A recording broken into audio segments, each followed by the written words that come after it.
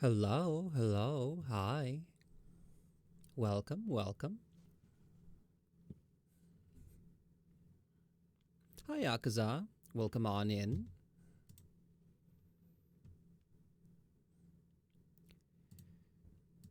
Okay, I think I have set up everything.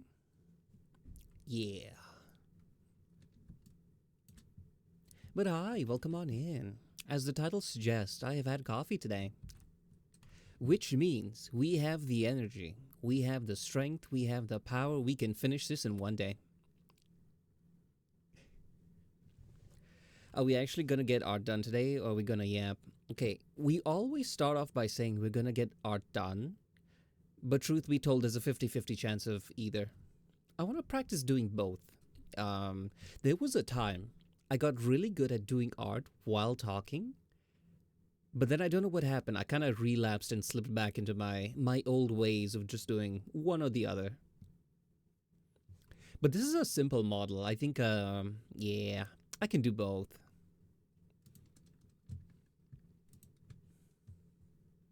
Okay.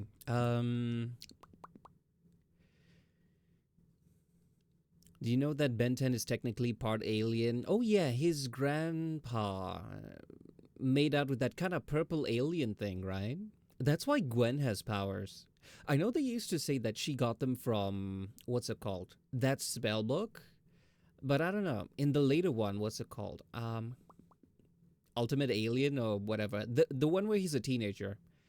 I don't know why. I think they added it in later. Like, oh, she has innate powers. It's not just magic. I don't know why Ben can't use it though.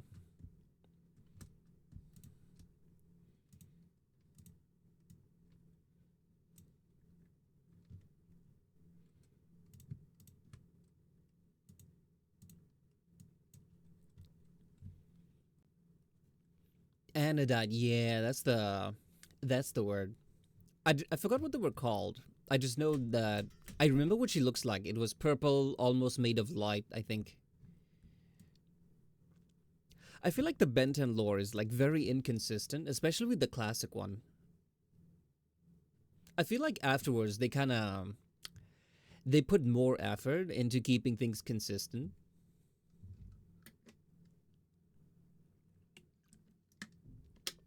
Why wouldn't the Omnitrix like it?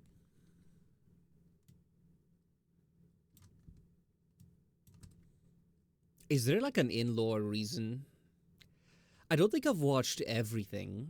I used to just watch it when it was on TV. I never actually sat down. There was a time where I think I watched like the first couple of seasons of the classic one because I was feeling nostalgic.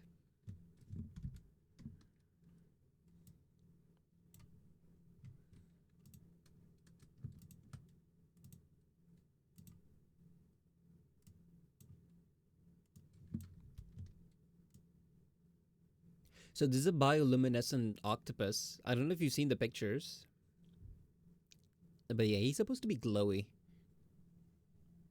Oh, my cat's pooping.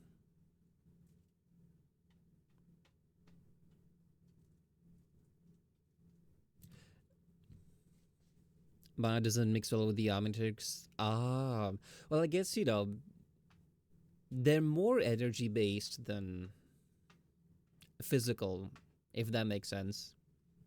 But I think that's BS. Isn't there one which could literally turn into electricity? Or am I misremembering? I don't know.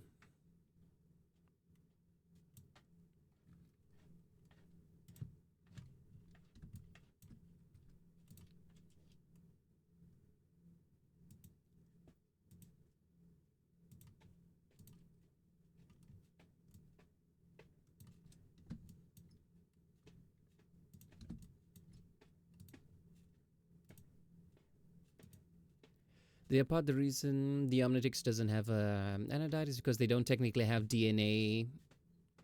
Yeah, that's a strange thing. If they don't have DNA, how do they have children? Like I said, the lore is very inconsistent.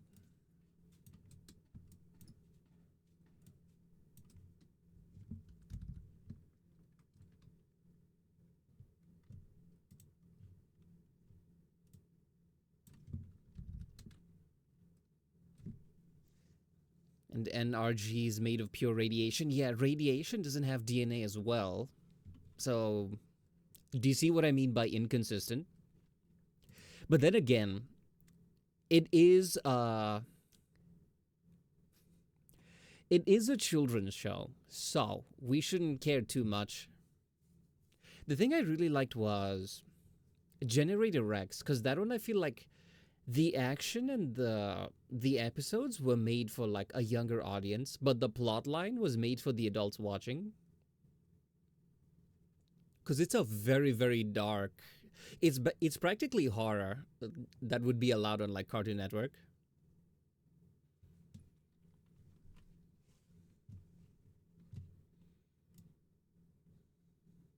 I love that show. I should give it a rewatch. It's been a while. Also, upgrade shouldn't have DNA since Galvic mechamorphs are artificial species. At the end of the day, they can always just cop out and say, hey, it's a kid's show. It's not supposed to make sense. It's about aliens and fighting monsters. It's not exactly the epitome of realism. So, yeah. It is fun to think about, though.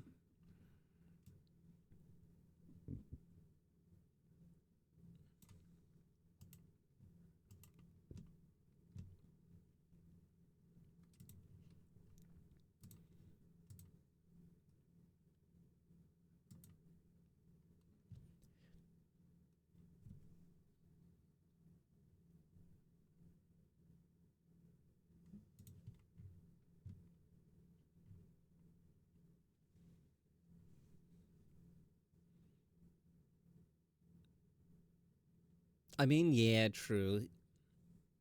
He would have found a way to put it in anyway. Um, if he made those creatures, I forgot what his name was. It started with A, didn't it? Azimuth. Yeah, that's the one.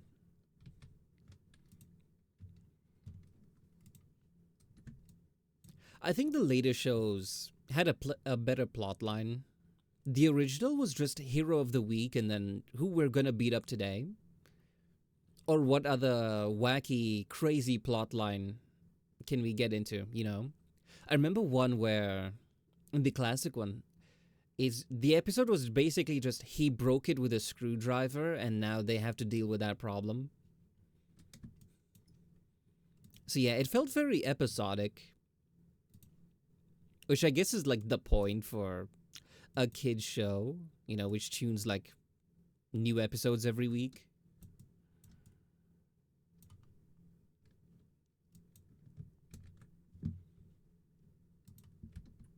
I remember when I started rewatching it. This is like a long time ago. They didn't even like try to hide the foreshadowing. I realized when it came to like a Grandpa Max being like a plumber, you know, his super secret alien fighter hunter, whatever you call them. Wait, they were basically galactic police. He'd always say lots of weird offhanded things like oh, I don't know how to use this pipe thing. And then someone says, hey, didn't you say you used to be a plumber? And he's like, oh, yes, of course. I was definitely plumber. I know pipes, tee hee. Yeah, he was basically like that. It's very obvious if you watch it as a grown up. But I guess those are the kind of things you just don't realize if you're very young watching it, because I know I didn't.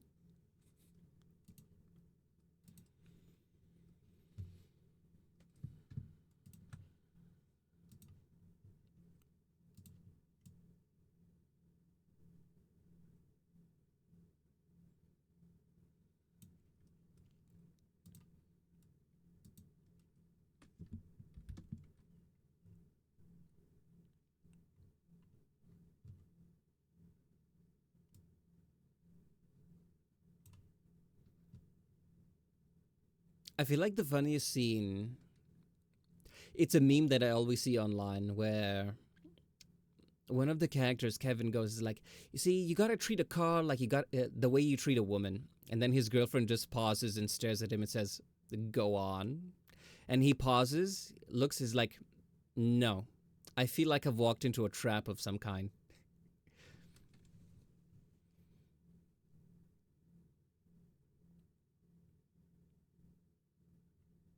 Ben's canonically responsible for the creation of the plumbers because he helped George Washington fight a young Vilgax, inspiring Vilgax's desire for the Omnitrix.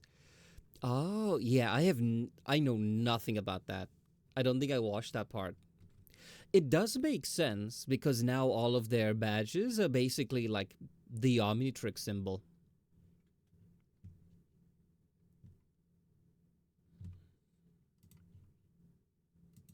Anyway, apologies to anyone who either doesn't know or doesn't care about Ben 10. Yeah, this is just fixation talk.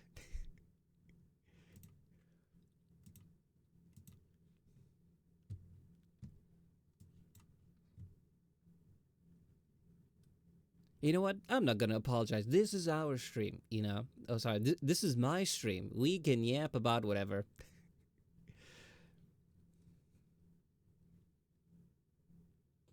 Oh, yeah, I did see that episode. The universe kind of got destroyed and he made another one. Woe brick be upon ye. Why is that a thing? Wait. God damn it. I wasn't fast enough. One day I will dodge.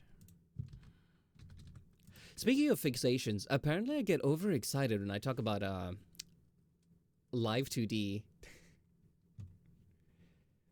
And I'm always very eager to teach people. It reminded me of that one episode of Konosuba. Hold on, I think I have the video somewhere. Wait, let me finish this up first. But hold that thought.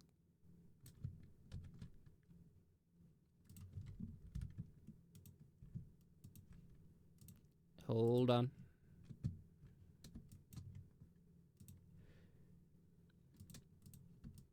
We're being productive today.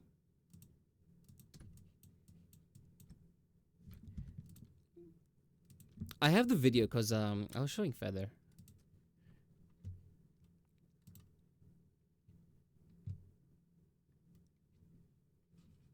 Okay, hold on. Let me open this up. Add media source.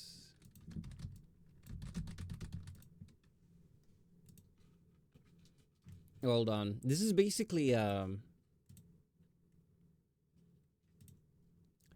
apparently if someone shows any interest on how to do anything relating to Live 2D, this is how I react. Hold on, let me have to do is ask and you teach me? Yes, exactly. Okay, let me pause the BGM. That's all you'd have to do, Kazuma. If you And let me get the audio going.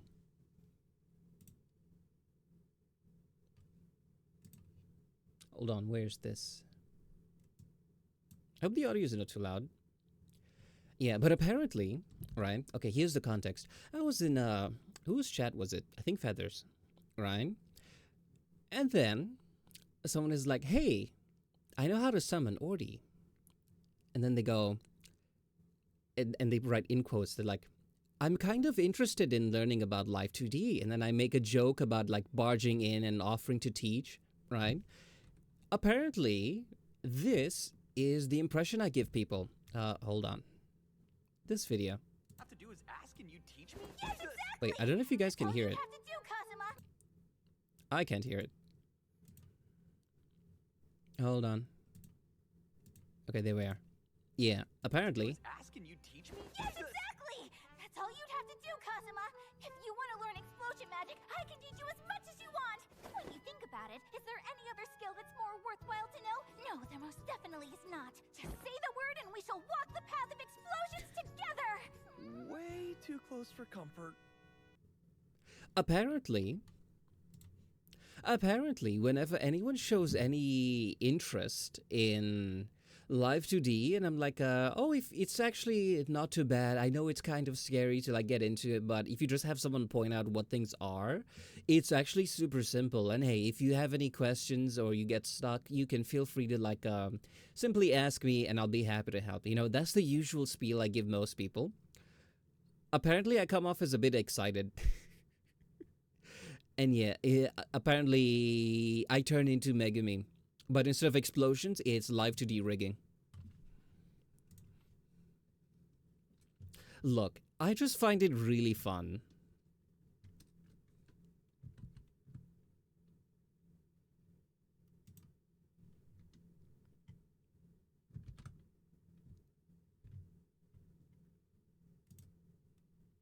Is this okay? Yeah. Speaking of feather and summoning, we heard it a lot. Yeah, okay, sorry. I didn't hear it myself, so I wasn't sure. I always double check, right? Um, did you know that when I first started streaming... hold on, I'll get to chat in a second. Oh, that was Feather that said, speaking of feathers and summoning. Oh, hi, Feather. Sorry, you and Akaza have like the same color name in the chat, so I didn't realize. Hi, welcome on in. What was I saying again? I lost my train of thought. What were we talking about? Name's Red, Feathers Orange. Okay, in my chat, they're both the exact same color. Yeah, it's like different colors for everyone. My brain did the lazy thing and only looked at the color and was like, yeah, this is, I'm only talking to one person. Whoopsie. In my defense, the chat is small. I need a bigger monitor.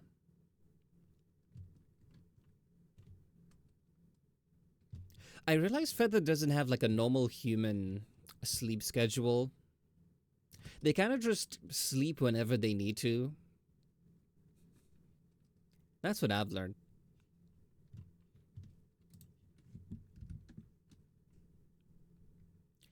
Working? Okay. Co-working stream then. We're being very productive today. We can definitely finish this by today.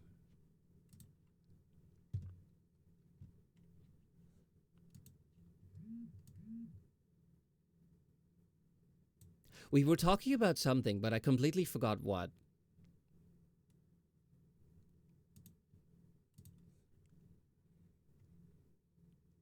Yeah, bipolyphasic sleep. Yeah, I heard about something similar. I just didn't know what it was called.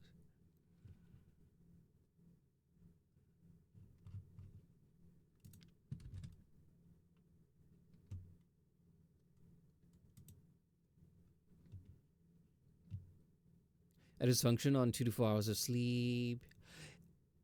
Do you, though? Because put it this way. When people are sleep deprived, here's a fascinating science about the brain.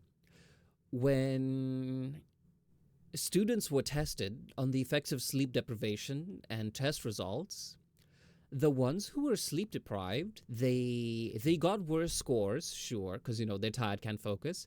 But scarily enough, they were more confident that they got a good score, right? So not only do you function worse, you think you're actually functioning better, even if your productivity is down.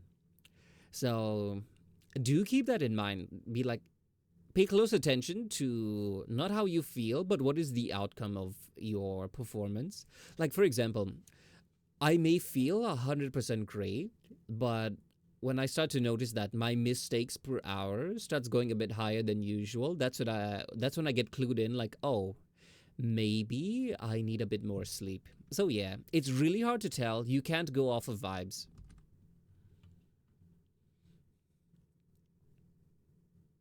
Unfortunately, my fear of sleep makes me adverse to long sleeps. I'm sorry to hear that. The only way I can get more than 4 hours of sleep is when I stay awake for over 24 hours straight. I do know there are some people who function on like 4 hours of sleep, but those are like very rare exceptions. So yeah, you might be one of them. I'm just very doubtful when someone is like, oh, I just barely sleep and I'm completely fine. I should do better in school on less sleep. if you require less sleep and you sleep too much, it actually has like the same effects as sleep deprivation. Weirdly enough.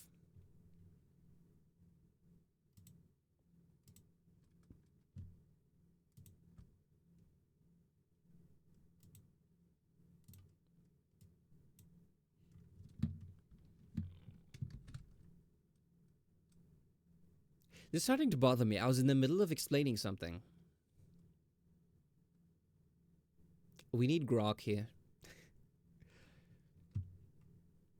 I've never actually used it, but I keep seeing memes about it where people no longer read, they just go at grok and then say, explain this tweet to me.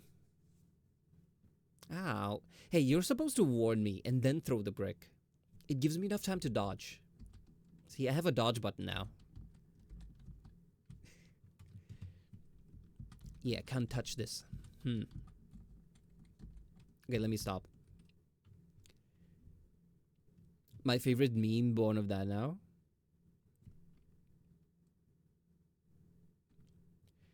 Why ping grok when you can ping me if you want someone to... Yeah, why ping grok when you can ping me if you want someone to talk nonsense confidently? Hey, I wasn't ready that time. I have cat-like reflexes, you know, because I am a cat. So the next time, I'll definitely dodge it.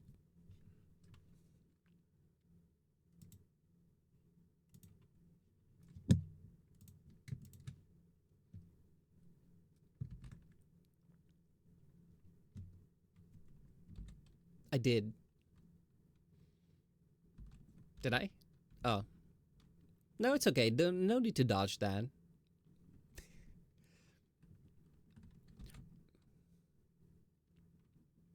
I saw the...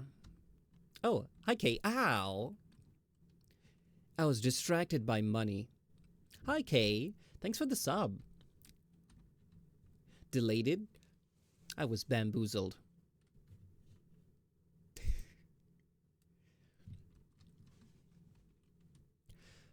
F, 8 months already. Will still lurk as I'm watching the series with my crush. Ah.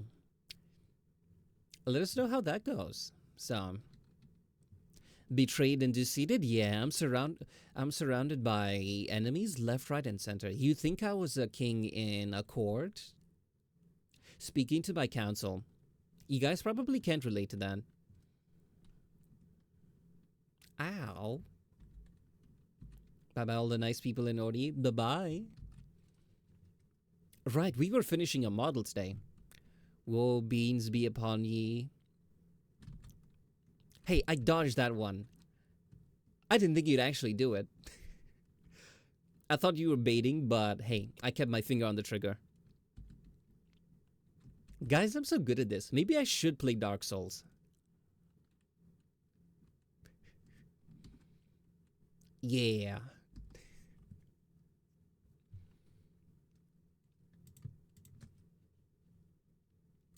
Getting distracted from the work.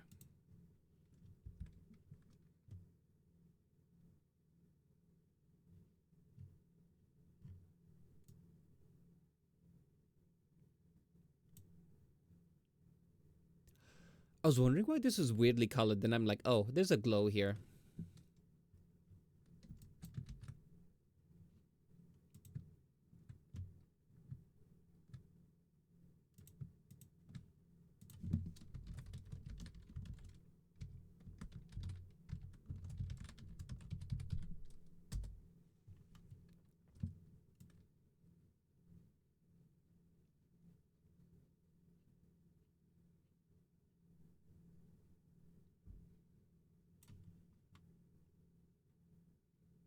I saw back in a few editing while something renders. We shall be here. Okay, let's quickly try and finish the model before they return. I feel like I used to be able to do that, and I was really thinking about it today. I'm like, this is a simple model. I could probably finish it in a single stream. And since it's a simpler model, I wanna continue practicing yapping and doing art.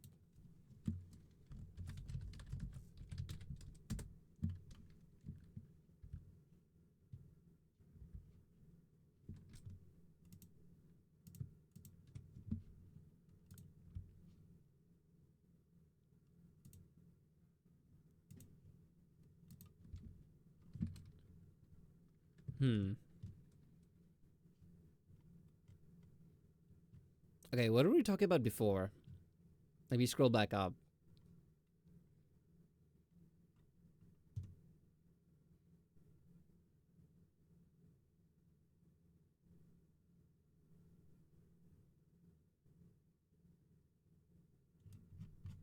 We're talking about Ben 10 and time travel. But yeah, it was one of those shows. I think there was that one episode. I think like the universe ended and he just turned into that Alien X one. And then they just remade the universe from scratch exactly the way it was before. I vaguely remember an episode like that.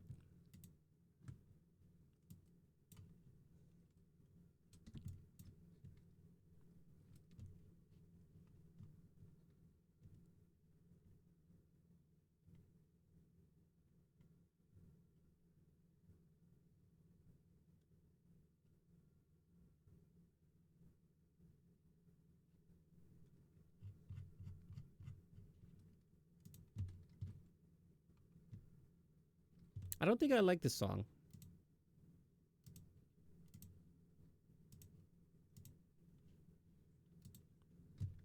Has too much lyrics for a lo-fi song.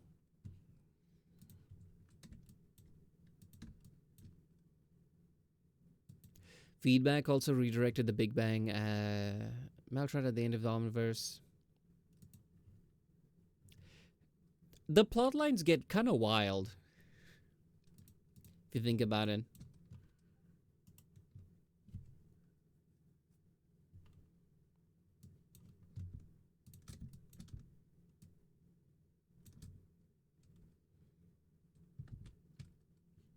Oh wait, sorry.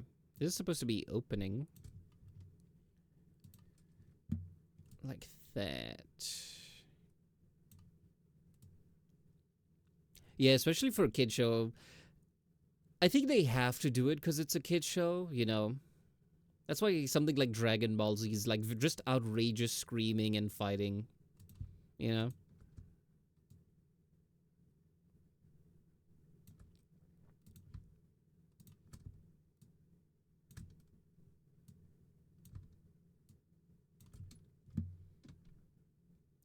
Okay, that's just broken.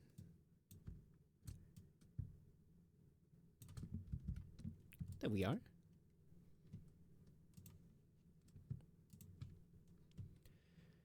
Gravity Falls is a kid show. The plot lines aren't that outrageous. I feel like it was made like on Disney, but at the same time they had like way too many like hidden theories and lore and Easter eggs for the adults who like finding those things.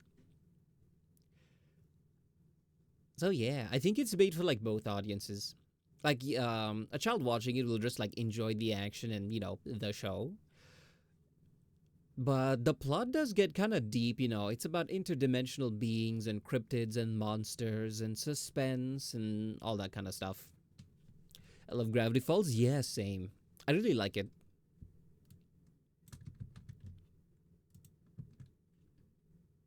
Oh, I made a mistake here. In fact,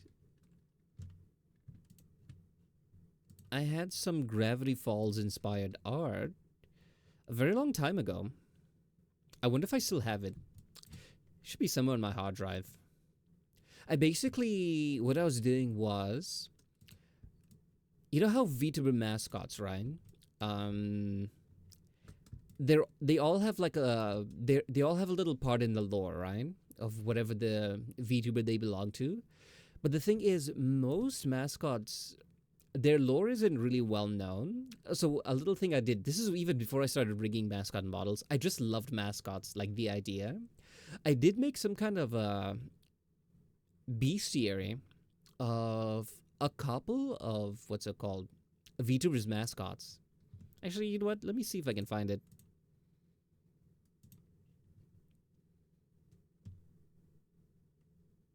Hold on, I have to dig through my old. Hmm.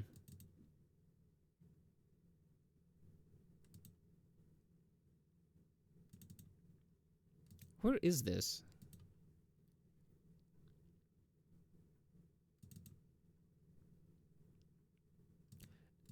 Okay, it is somewhere. I can't remember where though.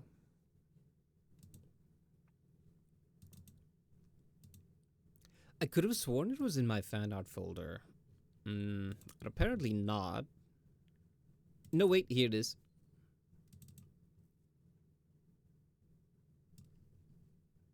Can I just dump this in OBS?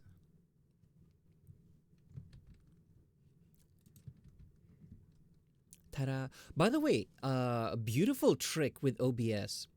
Take notes, anyone who is thinking of streaming. You know how when someone drops in an image and it's massive like this, right? Did you know that you can just select the thing, hold Control F, and it just fits the screen? Mind blown. But anyway, this is the thing. So if you guys are familiar with Matara, I made this one because, you know, it's very Gravity Falls inspired. So it's just like a code name, you know, this thing. It was almost from the perspective of someone who is almost like an old-timey adventurer, you know, cataloging monsters and etc. You'll notice like the old paper vibe, the way things are like scribbled on, the little doodles, a very Gravity Falls theme. So yeah. When you mentioned Gravity Falls, I remember this old art that I used to do. I think I only managed this one and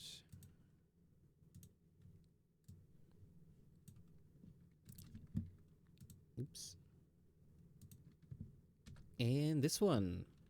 So that's from Matara and Porcelain Maid. So yeah, I'm just like, you know, a little bit of lore, how it is. But then I got busy and I just could not do anymore, and yeah.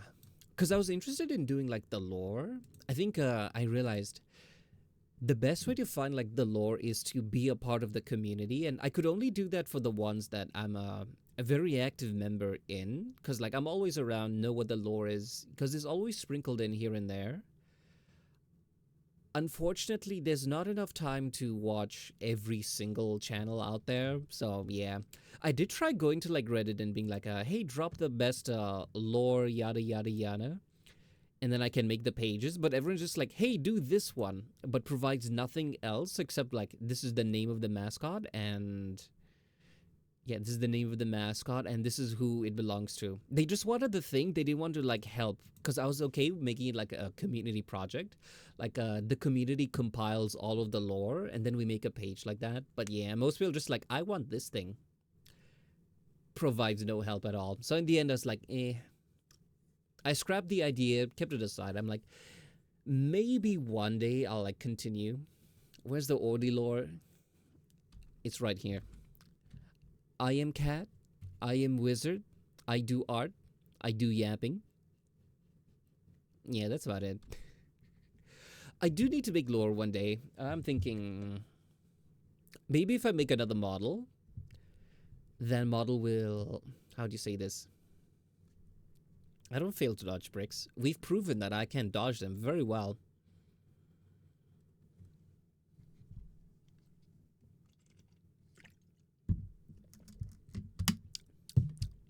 Yeah.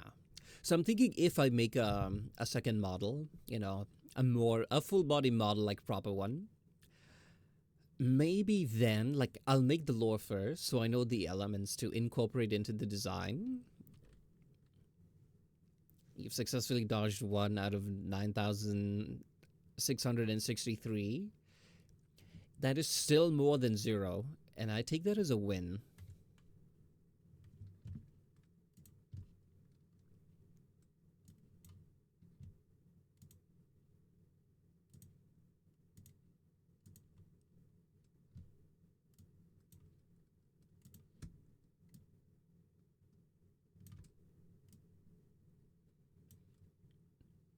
Odi has not learned the timing. I literally just got the dodge button 2 days ago. Okay. You can't blame me for the previous ones. I just didn't have it.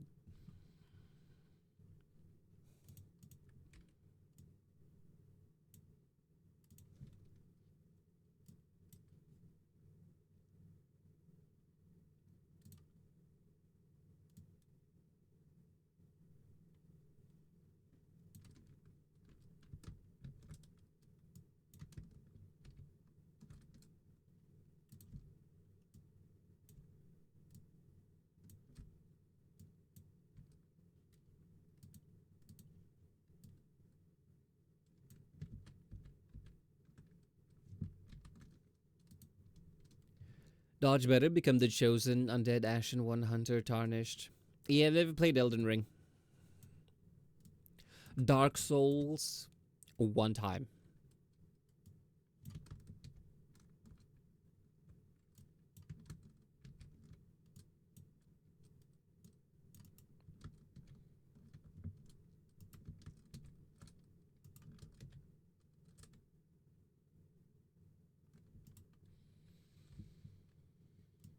Maybe one day.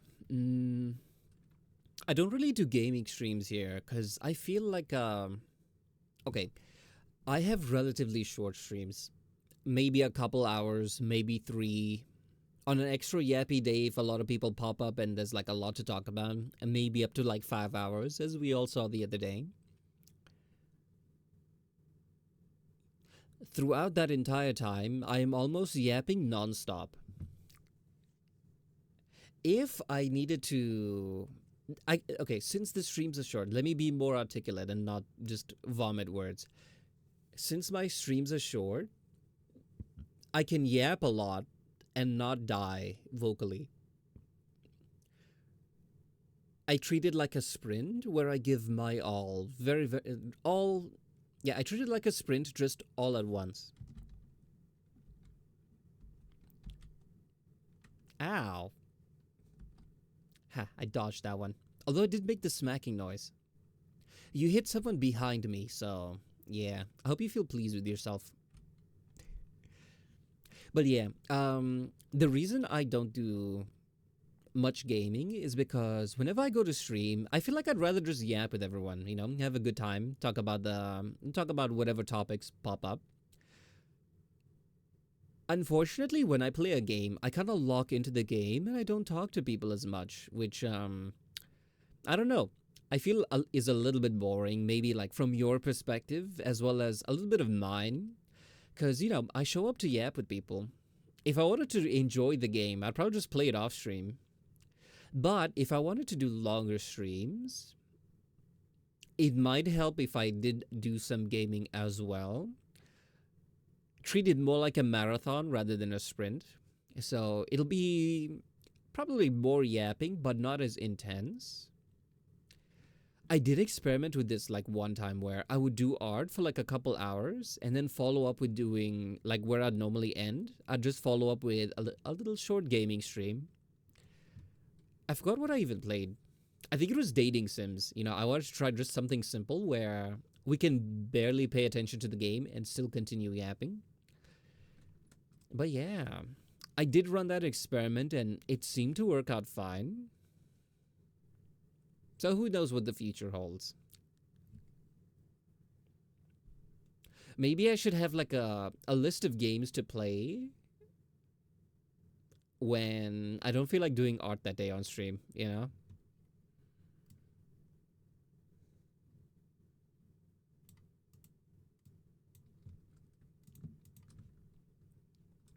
It's very rare, but those days do happen. Nah, I hit you. No, you didn't.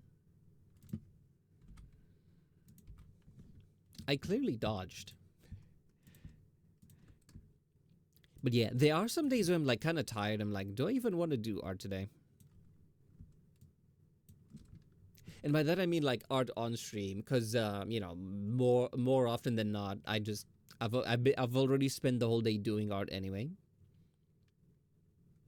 It made the sound and everything. Oh, that was the sound of you hitting someone behind me. Like, imagine you throw something at me and I duck and you hit the person who happened to be walking behind. Yeah. That was an old lady you hit. I hope you're proud of yourself.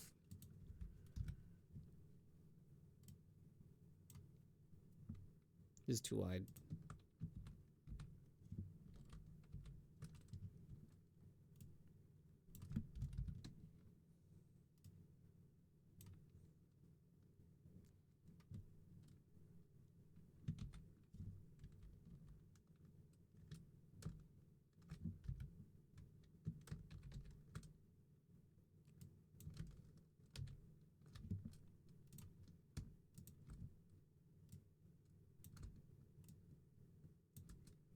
Or is actually the guy from Home Alone 2 that had 5 bricks thrown at him by a kid on top of a building.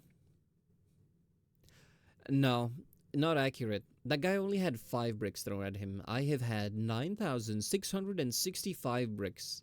And that's only when we started counting. They were a lot more before. I just want to put that out there. There are easily more than 10k bricks thrown, but we didn't start recording it until like maybe a couple months in, where I'm like, you know what, people throw lots of bricks. What if we actually started counting and keeping track? Y'all are mean.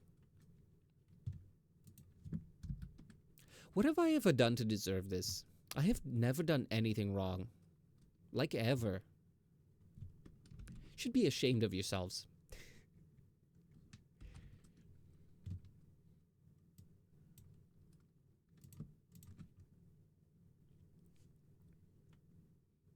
Oh, we're being raided. Hi, Hot Shag. Welcome on in. Guys, this is Hot Shag. So if you ever see any of my clips in the wild, there's like a 50-50 chance it was made by Hot Shag. So yeah, welcome on in. Special events. What are you guys doing?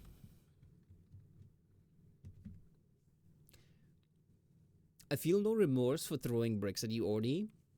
And you see no problem with that.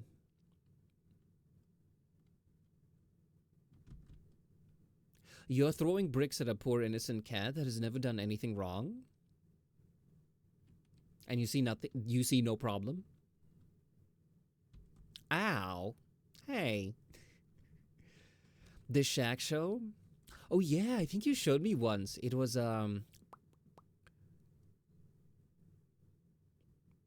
it was a show that was made and basically programmed on like PowerPoint, right? Was that the one?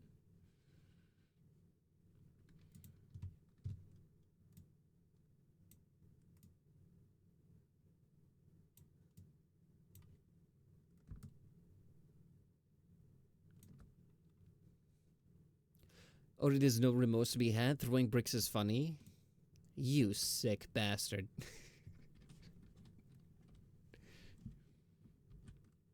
I hope you're pleased with yourselves. I'm gonna go home crying, battered and bruised, tears streaming down my face.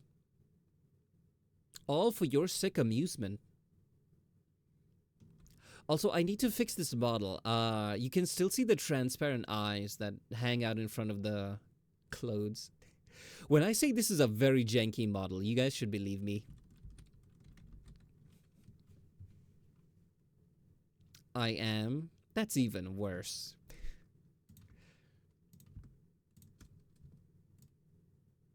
Okay, we were being productive today. Rare productive Ordi stream.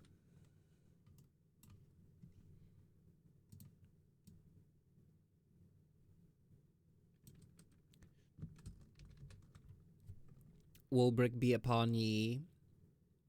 Give me your best shot.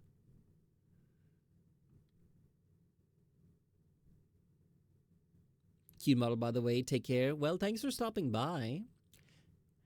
Hopefully see you again soon. Bye-bye. I don't have the channel points.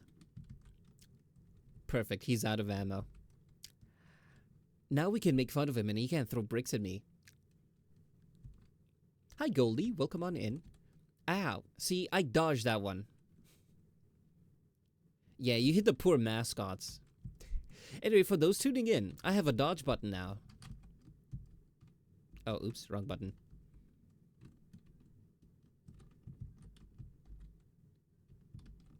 Ta-da. Oh, oops. How's the art? It is actually going surprisingly well. Ow. Okay, that one got me. Yeah, I have a dodge button. You know how I move the character like this? I change the position. I have one that just makes me duck underneath the screen. So now no one can hit me. In case bricks are being thrown, I can dodge. I can fight back. I'm on the defense now. Soon I will be on the offense. You just wait. I am biding my time. It's really impressive. It's really not. It takes like 2 seconds to set up. It's just you move the model where you want it to be, which is off screen, and then you put record. What's it called? record position, and then you set up a key and ta-da. I keep pressing the wrong one. I keep pressing the one that the fish eye toggle. This one. When's already gonna learn to parry? You know, I want to look for alternative software, like for these little guys, so that I can beat everyone up. You know what? I can actually kind of do something like that here. Where are you, Akaza? Yeah, here you are. Yeah, I can just like grab them, move them around, throw them away. You know. But like roaches, they keep coming back. See, he's already back. You can try again and again, but I don't know.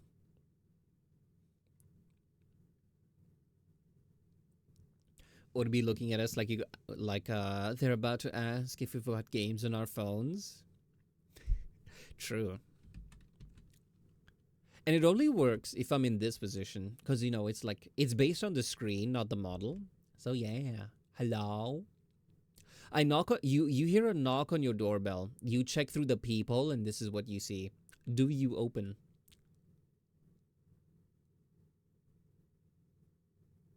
If you say no, I'm gonna cry.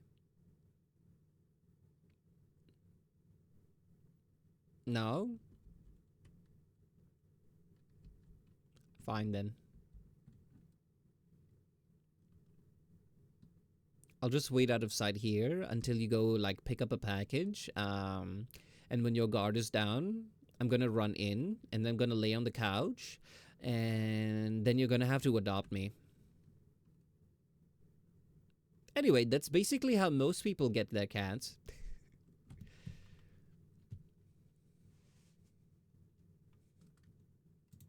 Not me though.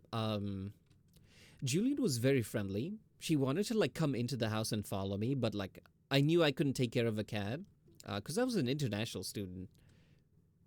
Until one day, a bunch of cats started moving into the neighborhood and they started fighting her because they wanted like the territory. So one day I was coming back from my classes. I saw them trying to beat her, and I just like yoinked her, picked her up, brought her inside, gave her a bath, and I told myself that I'm gonna find someone to like adopt her because she's like a super sweet and cuddly cat. Next thing I know, COVID happens, lockdown, no one can go outside, and I had this cat for like 3 years during like the lockdown, and I was like, hey, if someone wants to adopt this cat now, they're gonna have to pry her from my cold dead hands because we have bonded. And fast forward, she's my cat now. She's crossed the world at this point. She's moved from East Malaysia, then to West Malaysia, and then I brought her to the UK. She's traveled a lot. She hates it. Free cat? Yeah.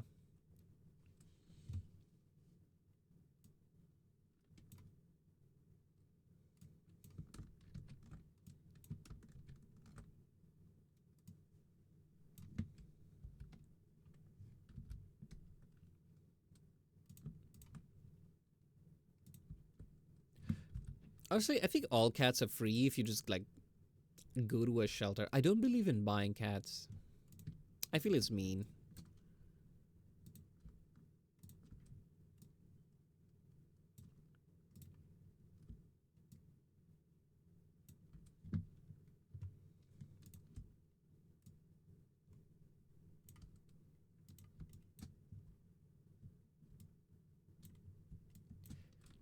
Technically, anything's free if you can run fast enough. My favorite spin-off of that joke is from Gravity Falls, where anything's legal if there's no cops around. And they talk about fireworks.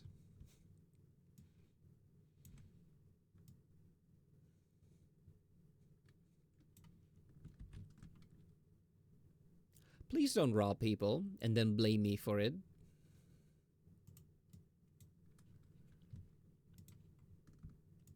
What you do in your own time is your business. Who am I to judge?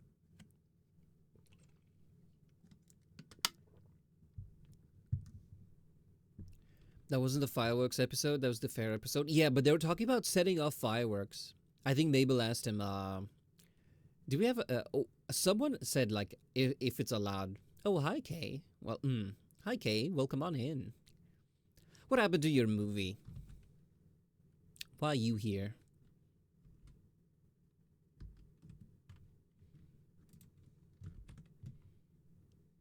And thanks for the headpads.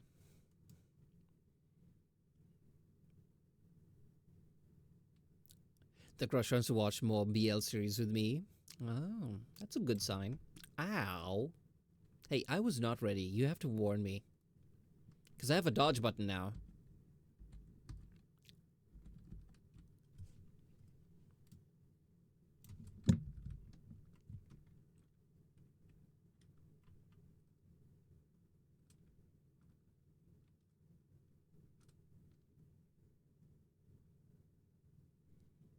The episode where Grunkle Stan set up a fair and told Mabel and Dipper to get fake permits on the rides. Ah. I feel like that was something else. But I could be wrong.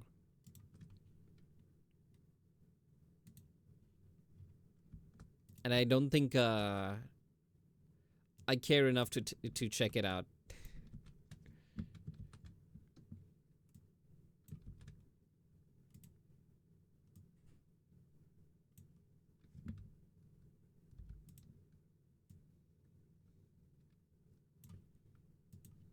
So I'm just gonna trust your word on the matter.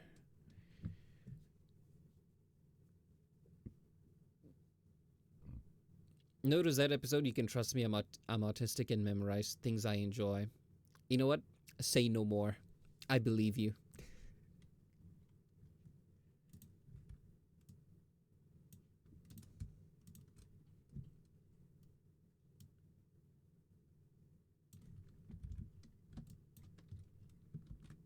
I used to be like that.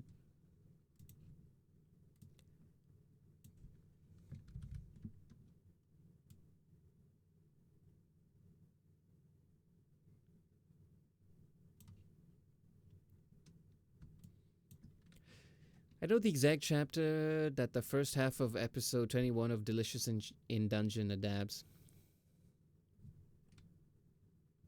Oh. That is insane.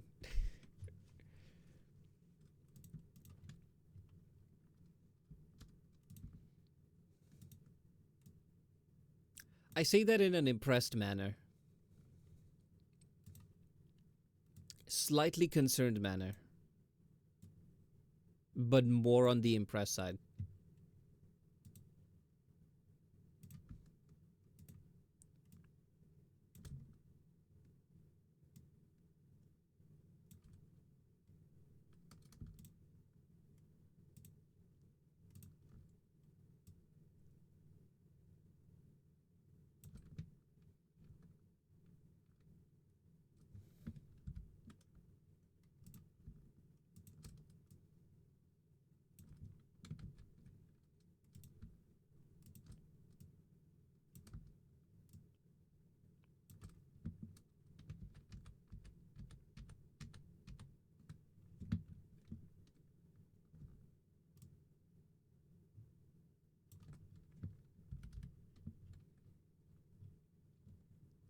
It adapts chapter 45, Egg of the Manga.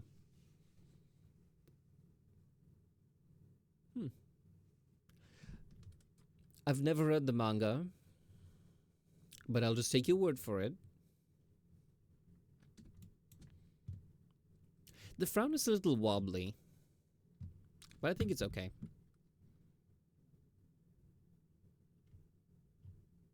You know what? No.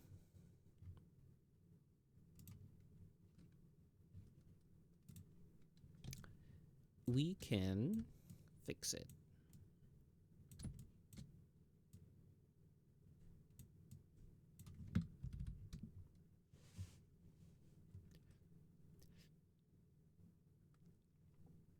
I miss this Delicious in Dungeon. It was a really good show. Not good enough for me to read the manga. I think that has only happened like once. And that was with that show, that Miruko-chan, the one where she can see like ghosts and has to pretend she can't, so they don't bother her. Yeah. I think that's the only one that I watched and was like, I really want to know more, and I'm not gonna wait for season 2.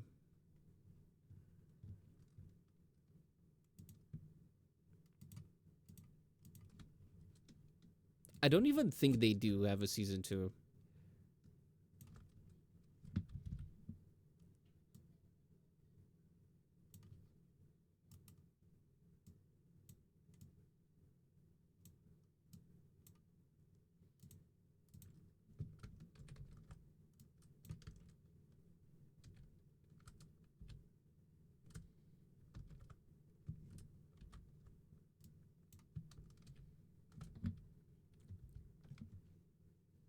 I definitely haven't spent 520 hours, 16 minutes, and 10 seconds watching Delicious in Dungeon.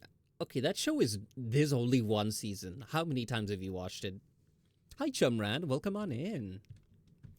We're yapping about artistically remembering things and shows. 55 times. Do you keep it on in the background while you do other stuff?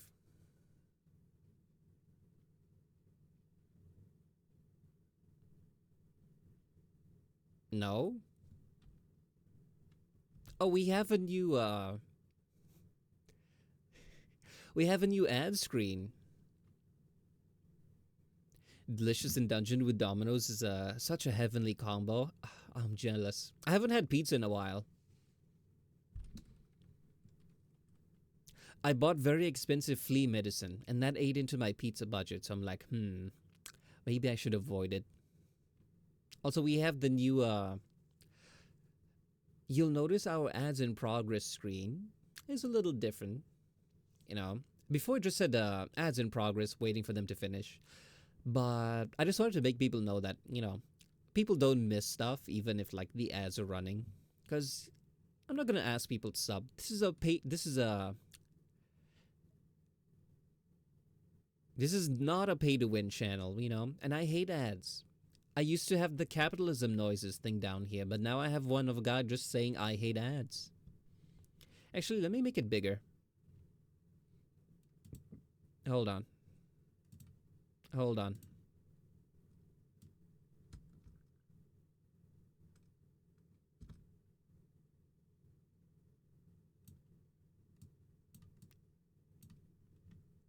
Yeah. There we are. Exactly! That's all you'd have to do, Oh, wait, Kazuma. sorry. I forgot this was here.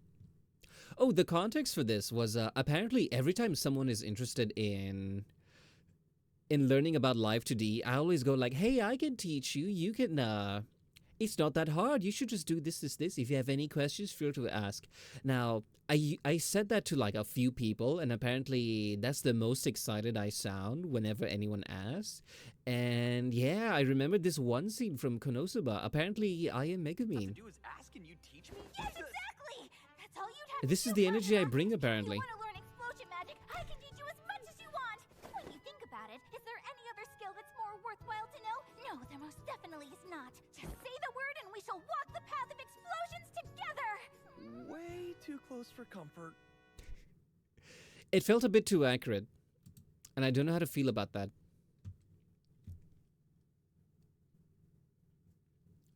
I sat down and spent the 9 hours, 27 minutes, and 34 seconds total time it takes from start to finish when Netflix automatically plays next on 55 separate occasions. I mean this in like the nicest way. You could have probably learned a very useful skill in like that same amount of time.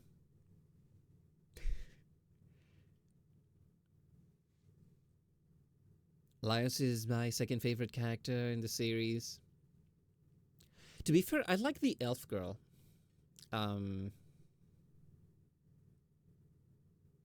Rather enjoy life. Well, you can learn something and enjoy it at the same time. Like, put it this way. There's two types of hobbies, right? Yippee, ads are over? Yeah. I was just talking about how I have like the new screen, and how I, what's it called? I obsess over introducing people to the way of life today. I got emos now. Oh, congratulations.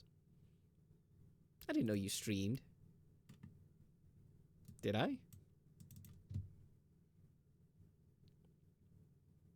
I'm not following. I have fixed the situation. But yeah, congratulations. I believe I told you.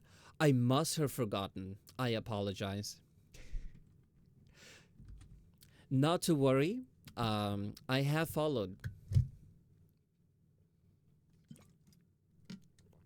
My favorite character is the cat girl because of manga reasons. Never read the manga. I like the elf because she's funny and I think she's a great girl failure character, you know? Yeah, I love busting myself into streams and promoting. Hey, no worries, no worries. If this is your first time here and you did that, yeah, then it would have been a problem. Sure, you haven't popped around in a while, and that's okay. But yeah, you're a familiar face here. You know what?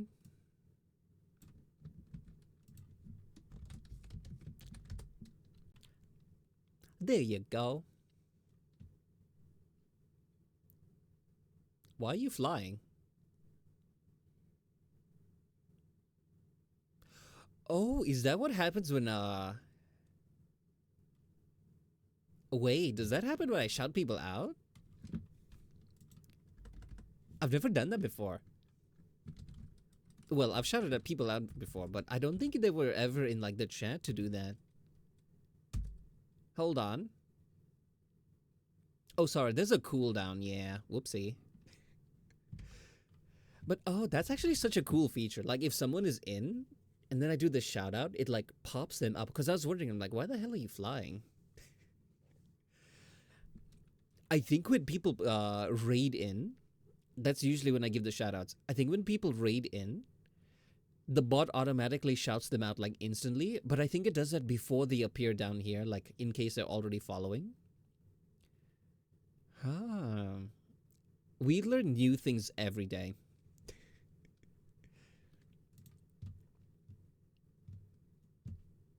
I promise we'll finish this model today. We're actually almost done.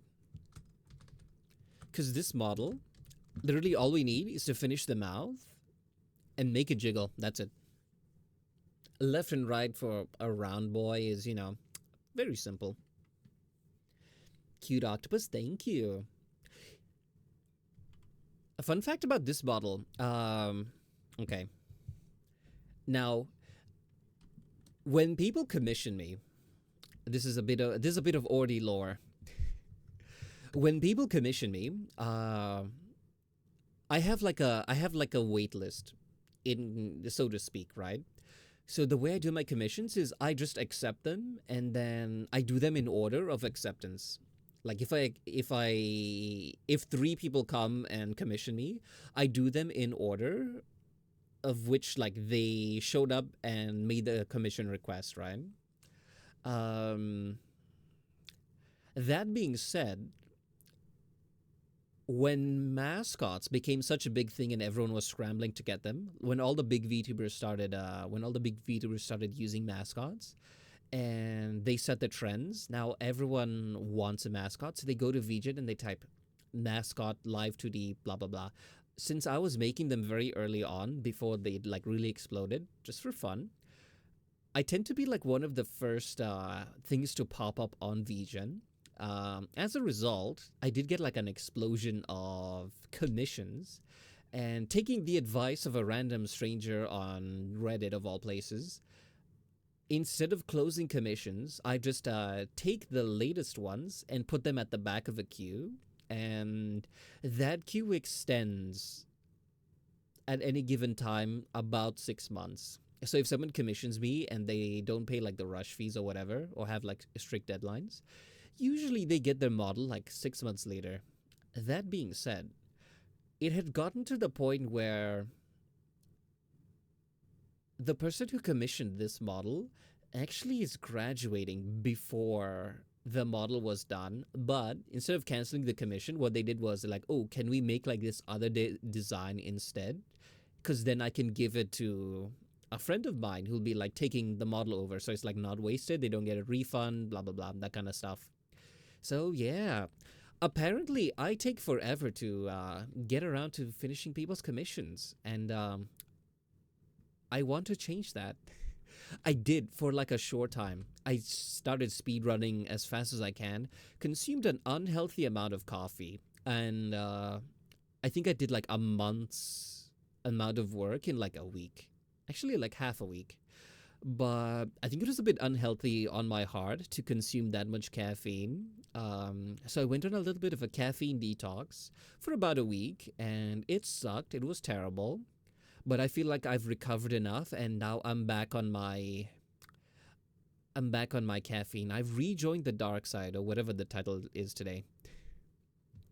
I say something like that's surreal, but I hardly get commissions. It's all a matter of marketing, to be fair. I feel like mine is a very niche thing. Like, for example,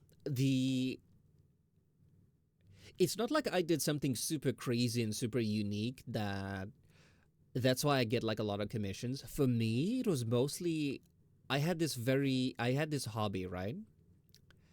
I had this hobby, and that hobby became popular. Now everyone does live to the I dodged that one. I see you. Gotta be faster than that. But yeah, you didn't dodge. Okay. I didn't see you on the screen. I thought I did. Anyway, this is a professional artist talk now. According to Feather, I don't think I am a professional artist. I'm just a cat on the internet, okay? I saw it hit you directly in the eye. Okay, I didn't feel it. I had too much coffee today. Okay, so let me this is not something maybe you can use directly, but this is basically how I marketed my mascot commissions. So, what is a mascot model? The difference between a mascot model and a full body model is just complexity. Like a very basic full body model and a mascot model are basically no difference, right? Now, instead of just saying, "Oh, I do live 2D models, please commission me," I would be one of thousands of people, right? People who do like live 2D models, like everyone can do them now, right? It's no longer as niche. They say oversaturated, but I feel like that's not completely accurate. Anyway, sorry, I'm getting sidetracked. Back to the point. Now, instead of marketing it as I do live 2D models, commission me.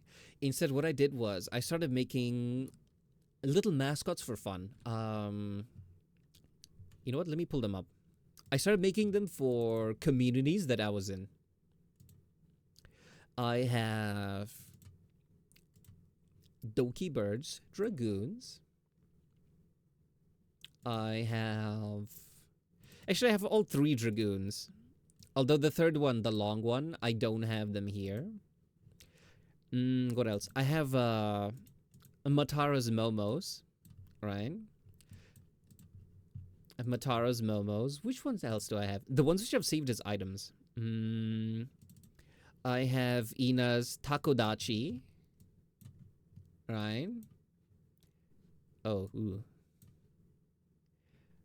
And what else? What else do I have here? And the first one I ever made was a porcelain maze chat doll. That's clipped to something.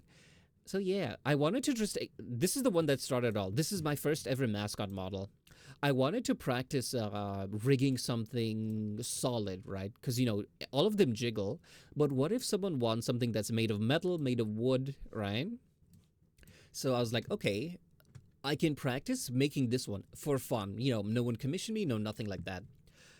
Because I was just starting out, and yeah, I made this for fun, and I started posting. I posted it on Twitter, and I used the art hashtag, and a lot of creators they like to repost their fan art and stuff. When that happened, a lot of people saw mascot model, and they're like, "Oh, that is so cool. Do you take commissions?" Right? So when I started putting it on VGen, instead of saying I do live to the models, I very specifically wrote live to the mascot models, and later on I added TTS asset because some people have that. Now there's no difference. Anyone who's a live to the artist can make a mascot model. There's no difference in technology. It's like air fryers and ovens. They're the exact same thing. They cook with hot air blown onto the food, right? The only difference is air fryers are marketed as this magical thing that can cook food in ways unexplained by science. So yeah, I don't know how you can do that if you do illustrations. I'm assuming you do illustrations. I have seen your art; it is beautiful. But yeah, a good way to grow as an artist, right? If you do illustrations, is fan art, especially if you have a unique style, right? So if you're a fan of like not to sound mean and like you're using people, but if you're fans of like games like maybe like Genshin, ones which have like large communities, or maybe like famous VTubers, etc., you can try making like fan art for them. Use post it on Twitter or wherever they are. Use their art hashtag, and a lot of the times they repost it. So even if you don't have a lot of followers, a lot of people do see it. Like Sonic, yeah. If I think the Sonic fandom is like a really large thing, and if there are people who are constantly liking their fan art, couple of anime, could be whatever fandom you're into. You can try looking around. Like you can enjoy a thing, but maybe it's very niche that there's not a lot of people who like and comment on art they find online. Usually things that have like a large fan base, a rabid fan base is even better. Because they will like everything that has their Oshi in it, and then it gets pushed in the algorithm to other random people, and then they will see it and go like, "Oh, that's a really cool art style. Maybe I want something like that." And maybe people start following you and stuff. Majority will probably follow you for the art, and a few people who see that will go like, "Oh, this is actually really cute. I want one." So yeah, that's the way to grow as an artist in today's day and age. I would say fan art, but you do have to kind of balance it a bit. I'd say your own art and then a bit of fan art. Your own art, bit of fan art. Because there will be some people who are only there for the fan art. They are the equivalent of lurkers on a stream. They will only show up to interact with their fandom stuff. So yeah. Okay, here's a thing that I would do. Back when I used to push like these models for advertising, uh, I would have the thing. I'd be ready to post it, but before I do, I would see when an artist is sorry, not an artist, when a creator who like I made something for like their community. Usually they repost things. How do you say this? They would repost things around the same time each day. Good rule of thumb, but not always the case. Like within like a certain window, maybe they look through the art hashtag every couple of days. In bed before they like fall asleep, right? So if you don't like that time when they're reposting stuff, maybe post your work with the hashtag a couple hours earlier than that. So then the algorithm sees, oh, new art being posted, suddenly gets reposted by someone big. It gets flooded with like likes and reposts and comments, and the algorithm goes, oh, this was only here a short time, and has this avalanche of likes and reposts, and then it pushes it more and more into the algorithm, and it goes viral.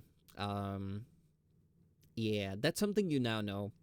I don't know if it's such a good idea to like share about it, because it could be misinterpreted as kind of using people in a sense. But anyway, I included that entire theory, not theory, but that strategy in my old workplace in the marketing guide of like how to utilize communities when it comes to making viral posts. So yeah, they appreciate it. Like a lot of the creators, right? They appreciate their community making art for them. So they want to like kind of reward the artist by reposting it as well. But you do need to understand like if they repost it or not, like that's up to them. If they don't do it, it's not a big deal. If they do, all well and good. So yeah, apparently, right? This is something crazy that I learned. Apparently there's some people who make fan art. They post it with like the art hashtag, and then they get upset when the streamer doesn't repost it, which I think is absolute crazy. But I guess the world is full of crazy people out there. This is why we should just like throw Twitter into the shredder and move on with our lives. In fact, I don't believe in that. I feel like Twitter should still exist. It's just that all the normal people should stop using it. We need to keep it like kind of like Jurassic Island. These dinosaurs and monsters are dangerous, but we should all just keep it in one place so it's like self-contained and the rest of the world is safe. Kind of like what God did with Australia and all of the monsters and giant spiders and stuff you find there. So, yep. To be honest, I made a couple of things for streamers. Oh, okay. Yeah, if we, sorry, I get a bit too excited. If you make it for like a larger streamers, always make sure to use like their art hashtag, and yeah, fingers crossed they repost it. I know not all creators repost some stuff. There's some really large ones that repost virtually everything, and there are other ones which are like a bit smaller, but only repost like one or two out of like hundreds. Ones that they really really like. I guess they don't want to like flood their followers feed with just like reposts. But yet everyone is different, and there's no right or wrong. It's just whatever people want. It's their Twitter, so I mean, marketing isn't just manipulating people. It is, in a way, I guess.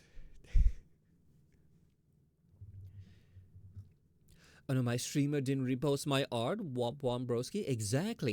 Those are people those are entitled. And in fact, if I was a big streamer and someone made fan art of me and I saw like a previous post of them crashing out because someone didn't repost, I would actively not repost it. I don't want to give attention to people like that. That's what I do. All my commissions are just like this small circle of friends who commission me every so often. To be honest, there's nothing wrong with that. That's awesome. You have friends who want to support like the thing you do, and hey, not all commissions have to be like they don't have to be bringing in like crazy bucks and all of that stuff, right? Any commission money you make, hey, that's extra pocket money you have to spend on anything you want. And if you have like a budget, they're like, okay, I have a strict budget. I cannot spend on like things that I like. I have to be frugal with money. All that commission money, you can spend it guilt free because it doesn't exist in the budget. Anyway, more financial tips with Ordikai. That's how I used to treat my commission money. I would have my normal budget like as a student, and then anything that I get from commissions, I will spend it on whatever I want, guilt free. But most of the time, I kind of just didn't spend it at all because I'm not a materialistic person. Every commission I would get, I'd go and buy sushi, as a reward because I'm like, yay, commission. Of course, like I made fan art for a streamer who saw it, Pen, and if he didn't repost anything, I wouldn't personally mind. Understandable. I miss Pen. He graduated, for those who are unfamiliar. Nakasa says, I'm here because yapping is fun. Yeah. I feel like I have a very mixed community, right? We have the artists, we have the people who have never touched a pen, we have the people who are yappers, people who yap about anime, others about old cartoons, others about like tech and science, and in some cases math. You know, I feel like on a different day we could be talking about completely different things.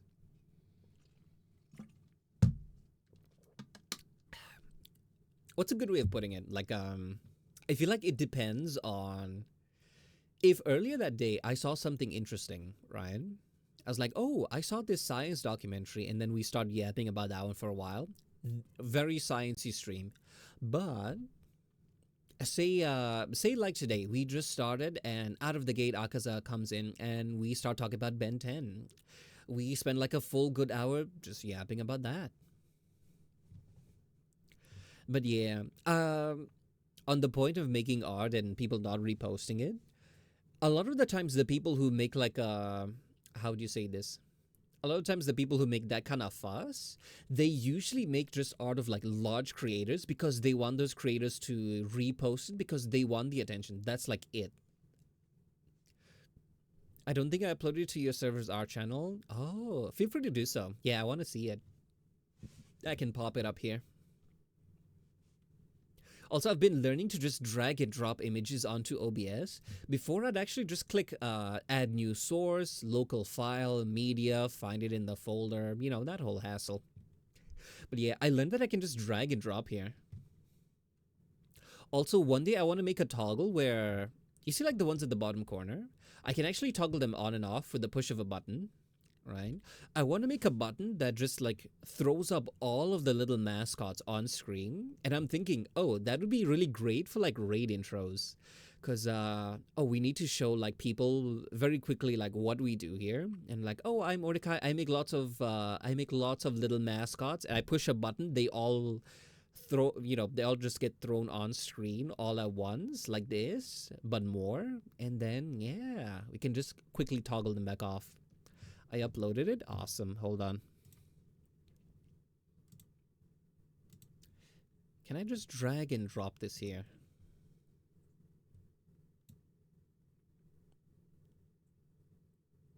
You dragged URL into OBS. This will automatically add the link as a source. Continue. Yes. Ta-da.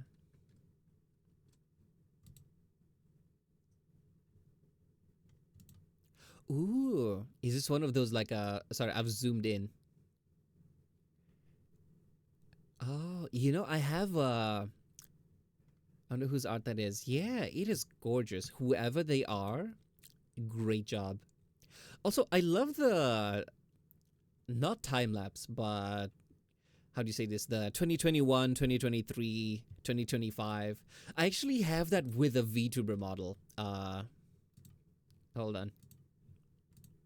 Yeah, my Lava Girl VTuber model is actually like that. Hold on. Let me show you what one of my first ever models look like compared to like the other ones. I'm no longer too shy about showing old art. So hold on, let me bring this up on screen. Hold on.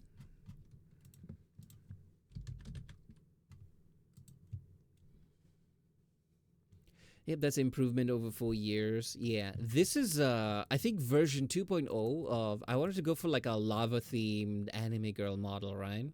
So this was actually from like 2022, 2023. So pretty old. It's not too bad. The clothes are garbage because I didn't know what I was doing. Still learning art. And where's the first version? Hold on, let me show you guys. I remember when I first started streaming, I was like, under torture or death, I would never show my old art because I was always shy. But I'm like, you know what? Some people like to see the improvement, whereas I'm the kind who is like, no one can ever see how I was. No one can ever see that I was not perfect. That kind of nonsense. Okay, let's see if I can find it here. Old. Is there a PNG file? Pictures. Yeah. Here's one. Let me zoom in to see if it's... Yeah. This is one of first ever... Oops. This is one of the first ever models that I made. These are the ones that I made just like for practice. So like these ones are like, I think... a few years apart. I'm not too sure. I will have to check the dates, but yeah, this is the first time. What's it called? This is basically me drawing a VTuber model for the first time and rigging it for the first time. As you can see, I know nothing about character design. Um, and as I learned a bit more about anatomy and drawing people, a little bit nicely and a bit more, animated rigging, you can see the improvements. But anyway, not to sound like I'm tooting my own horn too much, but I am. I think it's beautiful. I was actually going to redo this model, this one here, but I wanted to change the outfit because I'm like, the anime model looks fine. The downside is the clothes are terrible. So my solution was I changed this to what's it called? I should just change this to a bunny girl outfit, and yeah, it'll probably be much better. And I also wanted to redo the art because, this one is like very basic. I can shade like a lot better. And yeah, I really wanted to make basically the third model like this. We have the first one over here on the left, and then we have the second one here. I wanted to make the third one, but then I'm like, I'm a bit too busy to be working on stuff just like for fun. So I was like, I put it off. So maybe one day I will. I am working on another full body model, but I think I can use that instead. So instead of just being the same model throughout the years, it'll just be my general improvement over time. Who doesn't love tooting their own horn? Some people can see it as bragging and not being humble. I am polite, humble cat, so sometimes it feels a bit strange to me, but I have been learning to not be like that. I've been learning to toot my own horn a bit more. So yeah, that's my little show and tell today.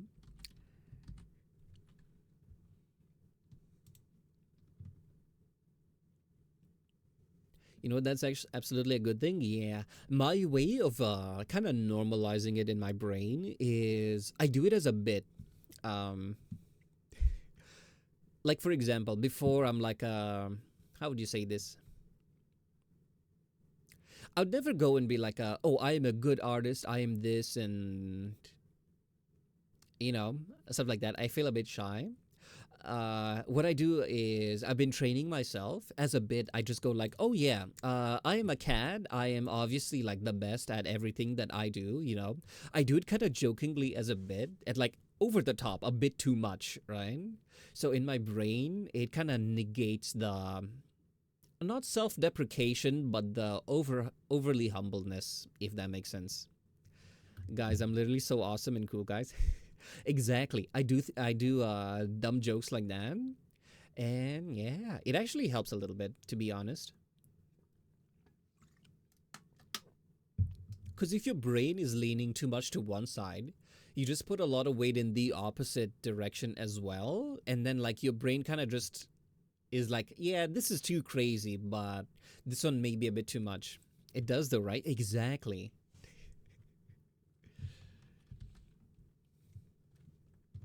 The brain is a weird thing. You gotta realize that you are not your brain. A lot of people like to think of it like, oh, I am my brain, and my body is just this suit that I'm piloting. But reality is I am the brain. I don't think so, right? Because what's a good way of saying this? When you are self-deprecating and stuff, that's not you. That's you kind of like a spiraling in negativity, so to speak, right? I don't feel like that's you. And that's usually because maybe something happened, or like, how do you say this? For some people, it is like a chemical issue in the brain, or maybe it's just like a physical response to external stuff. Whatever the reason, that's not how you would normally be thinking in like ideal situations. So, yeah, I don't think you are your brain. Like, for example, if I'm very what's a good way of putting it? I don't know if even know if I know how to articulate this too well, but you know what? I have no way of properly articulating it, so I'm just not gonna try. Take my word for it. You cannot trust your own brain and your own thoughts.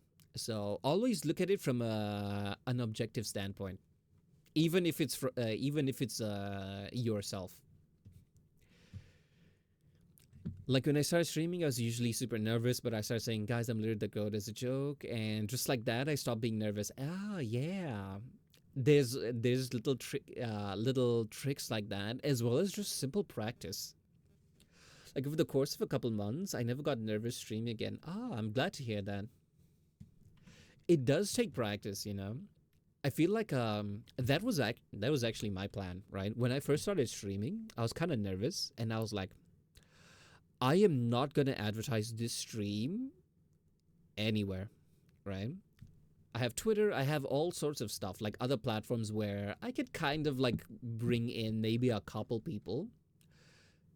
I refuse to. I'm like, I am gonna start streaming, and I don't have the delusion of how do you say this? I don't have the delusion of diving straight in thinking I'm gonna be like perfect like people who've been streaming for years and have like the exact same experience, yada yada yada. I'm like, no, I have never done this before. I'm gonna show up and it's gonna be bad. It's gonna be scuffed, it's gonna be broken, I'm gonna run out of things to talk about. I'm gonna run out of things to talk about. I will stammer, I will do this. It'll be an awkward and awful experience because I've never done it before.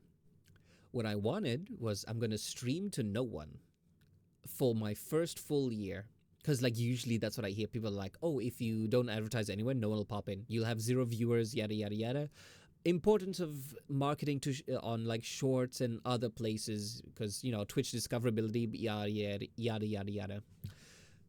So I was like, okay, if I don't market it to anyone, no one's gonna show up, which means I can stream to myself and not embarrass myself in front of real human beings until I get good, and then I'm gonna start marketing.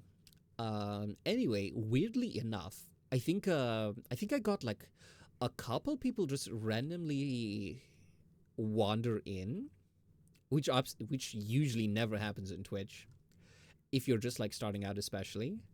And I think one of them was Seller, right? One of the people who edits for me occasionally. So when he would start yapping, he'd like ask things and I would like answer very quickly. I'd be very yappy. We'd go off on tangents, you know. Left to my own devices, I will start talking and never stop until the sun dies. Anyway, as I started yapping like that, whenever anyone would pop in, it'll always be mid conversation. And then they'll be like, oh, this is actually interesting. And then they stick around. And, you know, eventually I started having viewers, which is kind of weird. I don't think I've ever advertised my stream anywhere outside of my own Discord, which people are only in if they've already been a part of the stream, you know, like shown up, that kind of thing. Although that is not true these days because I think like the past few months, Seller and Hotcheck have been making shorts and they've been posting. I don't have an official clips channel, but I think Seller made one and have been posting there. And there have been a couple people who have shown up from the shorts. In fact, I think one was, I think when I was working on James's model, the cat in the suit, right? I posted the VOD on YouTube, you know, just like for archive purposes. And I think that VOD did really well, like, you know, for my size. One of the comments actually said, they said, and I quote, I never usually watch these kind of contents, but I actually enjoyed this.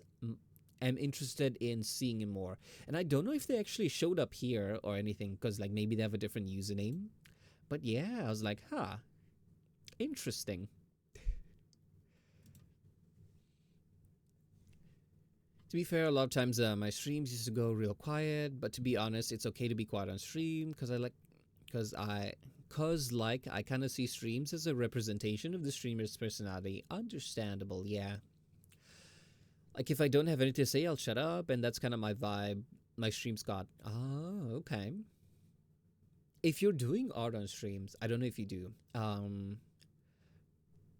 A lot of artists do have streams where it's just like a cozy co-working, right? Some of them don't talk at all. Some of them don't even have mics, right? It's just like muted or something. And yeah, that's there is a certain niche for it. Like there are some people who just like they like finding an artist who is usually maybe streaming during their normal art time, and they start doing art while they have something in the background. Personally, I think this is the best strategy if you are an art streamer, right? If you're doing art, yapping while doing art is usually the most entertaining for people, right? If you ever look at really large people in the art category, like really large art streamers, they usually either doing like god tier work that is so beautiful and mesmerizing to look at that you just can't tear your eyes away from, and that's where they get their audience. Or they could be doing any kind of art, but they're also yapping and talking about stuff, kind of like a podcast. You throw it on your second monitor, you only glance every like 5 minutes to just check the progress of the art while you're listening. Those ones usually have like the most viewership. So yeah, the strat for being an art streamer is yapping. I do art on streams occasionally. Okay. Our streams are usually the streams that I'm the most quiet, mainly because I'm locked in. Yeah, makes sense. I actually had that bad habit of. I'm doing it right now. Whoops. I was going to say, I have that bad habit of either I'm doing art and I'm a little bit silent, or we're just like yapping 100% and not like, you know, not doing the work. And actually, just earlier today, I'm like, hey, let us practice doing the work while also yapping, you know? So yeah, let us get back into that. As you can see, I think I spent like the last 30 minutes just yapping with no progress. Story of my life. Mostly I'm locked in on our streams, but when someone brings up an interesting topic, I'll absolutely yap. I think that is the best way to go. The downside is, if you're not already yapping, new people will click on the stream, pop in, see like, oh, this is very quiet, but maybe I want a more talkative vibe, and then like click off. Okay, when it comes to streaming, most people who click on your stream, you will never notice they're there, right? Especially if they like pop in for a bit and then leave, you will never know they were there at all. Which is why it's important. Like, this is if your goal is to grow and like have more like viewers and stuff, right? The goal is to always have like something going on so that when someone randomly clicks on the stream and they pop in, they're immediately hooked. I think that's the one downside of like waiting for someone to bring up like a topic. I think when I was just starting out, one of the things that I would do was I'll do that thing where streamers ask like a question, like oh, how was your weekend, right? Even if I had like no one there. I may have had people. I always turn the live viewer off, right? But I would just be like, so what have you guys been up to? Anything interesting this weekend? I personally went to and then like start describing what I was doing, very podcasty style. So that way, if someone pops in, they kind of just pop in to when things are like interesting, rather than I can be interesting, but people have to like ask first. I think the VTuber Cabal, he described this best, right? He's like, when you're just starting out, and there's like chat is very inactive, the best way to go is pretend you're recording like a let's play video on old school YouTube, right? Which is where you're doing like the exact same thing, just there's no live chat. Imagine like a 2014 PewDiePie, right? All of the let's play videos are recorded. He's alone in a room talking to no one, but he's still very engaging, very interesting. People are having a great time watching, right?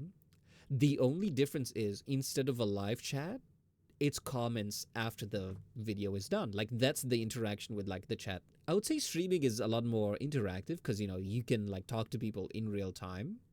So yeah. But if there's no one in the chat, treating it like a let's play, absolute goated strategy.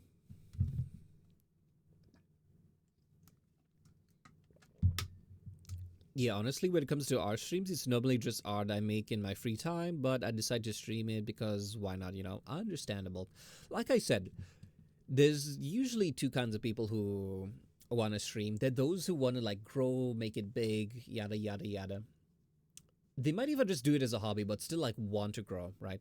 In fact, yeah, there's two types. The ones who want to grow and the others who don't really care. They just hit go live, do whatever, and in the end stream, they're happy. With one viewer or 100, makes no difference in their eyes. So yeah, a lot of the advice that I give for that thing, things that I've seen work, is usually for with the intention of growing or just like making stream maybe a little bit more entertaining, if that is also a goal. When it comes to streaming games, I'm very talkative. I'm actually the complete opposite, right? When it comes to art, I can bounce between the art and yapping very easily. So I'm more talkative when it comes to art streams. But I noticed when I stream games, I lock into the games a bit too much and I kind of neglect chat a bit, which I don't know how to fix yet.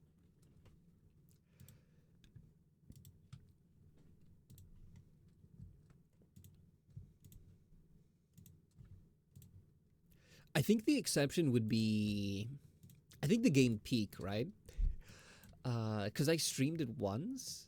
Because it was a day where I didn't have like the art ready for stream, and I was like, I don't feel like doing art today. So I put on Peak, and while we're climbing the mountains and everything, like every time I'm resting and waiting for my stamina, I turn to look at chat, which is basically like every 30 seconds. Get that? And I gotta tell you this. What's up?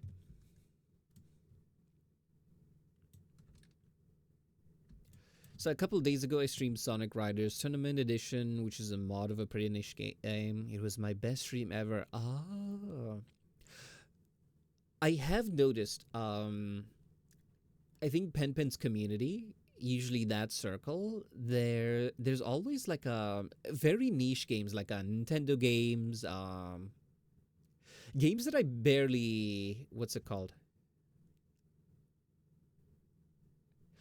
One of the devs join? Oh, that's pretty interesting. I'm actually curious. Let me Google Sonic Riders Tournament Edition. How small is the game? Because, like, if I was a dev, I would, like, click on the thing and then, like, check the... What's it called? And then just, like, check the categories to see who's streaming a game. It's a 2006 game. Oh, okay. I'm genuinely curious. I see release trailer. That's loud.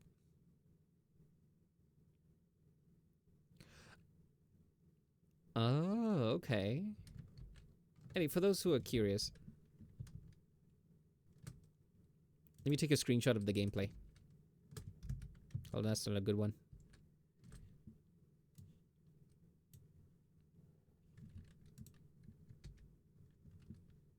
I can't just drag and drop this. I can't. Hold on.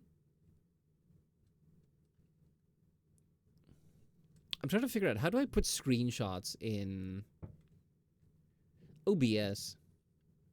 Highest number of viewers, what if the devs join? That's actually really impressive. Yeah. The community is really small, but decide to stream it purely for... Okay, the thing about things that are like really, really small and really niche is those people are like craving that content and no one else is doing it. So if you like start doing that, all those people have like nowhere, what's it called? They have like a...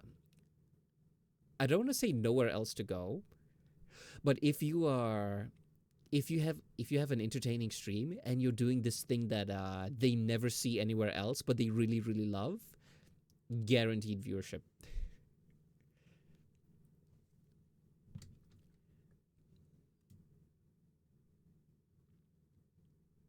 Hold on. You know what? I'm just opening Paint Tools and pasting the screenshot there. Yeah, this is the gameplay. Definitely looks like it was made in 2006. But yeah, that's really cool. Congratulations. But yeah, like really old, kind of niche games. I know this is like the theme of Penpin's community. Especially like Switch games. I've come to notice, and I actually really like that. Uh, the thing I really like about Penpin's community, and one thing that I've been trying to emulate is I want games where people can just hop in whenever, like games with like a room code. Maybe think like Among Us lobby, just like they enter a code, immediately join the game. Like they don't need to like friend you on Steam and all of that stuff. I wish, Ryan, I wish Peak had that room code way of joining multiplayer, because I'd be like, guys, I'm climbing a mountain. Here is the room code. If you guys want to join in, that would be awesome. It's got a lot of people in chat, not just from Penpen's community. Yeah, I can imagine. Like, all you need is to stream that very niche thing, have a couple of viewers in, and most people will click on it, realize you're having a good stream, you're streaming the thing they love, and awesome. Like Fast Penguin, that was a game Pen played all the time, or Smash Bros. Yeah, something like that, where it's just like, hey guys, I'm playing this game. Whoever is around, if you want to join me, here is the code. Hop in. I wish more games would do that. There are a few. I think like Helldivers is one of them, where you can just add like with a friend code. They don't need to have you on Steam or anything. Because I actually checked earlier today. I was like, where's Live today? Oh, this is the wrong scene. Whoops. Where was I? I actually checked earlier today. I'm like, Peak, how do you play multiplayer? Is it like lobby, join code, or is it invite on Steam? Yeah, I opened up the game. I clicked invite friends. It just opens the Steam thing it opens the Steam friends list. And I was like, that's disappointing. Because I would love to play with like everyone here in case anyone is interested. Because like solo Peak is fine. But imagine like there's a couple other people who want to join. Yeah. Or it could even be like I have the mod of unlimited amount of people who can join. Just here's the Steam code. Guys, it's a race to the peak. I wish I could do those kind of streams more, but I just own many games that I'd like to make a mainstay on my channel. Oh, okay. Yeah, I think it's just like a dev thing. I wish more people would do that. It's an untapped market.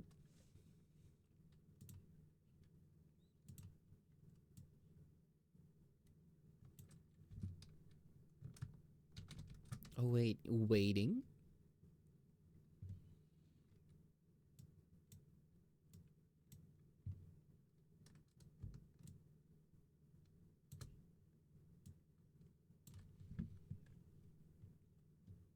Penbin used to stream marble racing all the time. They were so good. I know a lot of people really like marble racing. It was never something for me. I know it's a fun thing of like how do you say this? If people are just like sitting and hanging out, it's a nice thing to have in the background while people yab.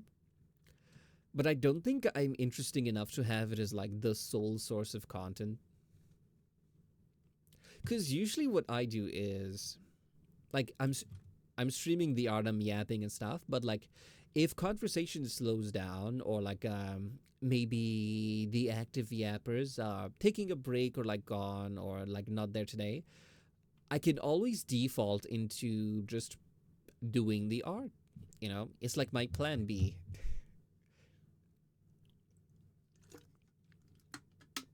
It's not actual audience gameplay, but at least they're taking part. Yeah, I want things where people can like take part in. I think it's really cool. There is one game, I think it's called King of the Castle. Feather streamed this the other day, and it was amazing. Where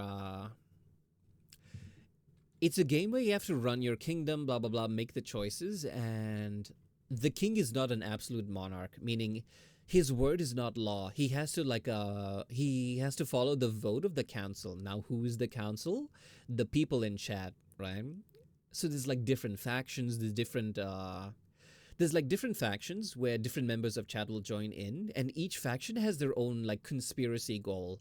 One of them needs to summon a demon, another one wants to wage war, another one wants to run the kingdom by stealing, through like contracts and deal with the devil kind of thing.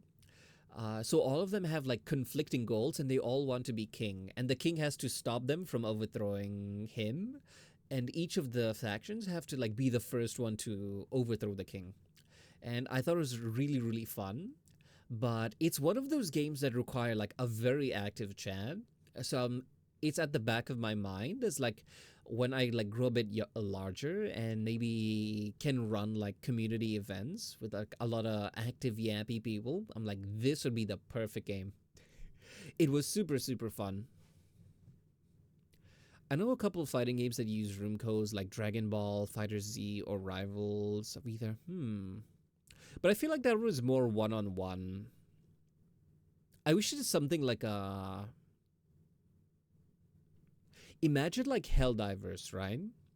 You're in the middle of a mission, new Helldiver drops in, they play for a bit, if they want to leave, they leave, doesn't affect the game.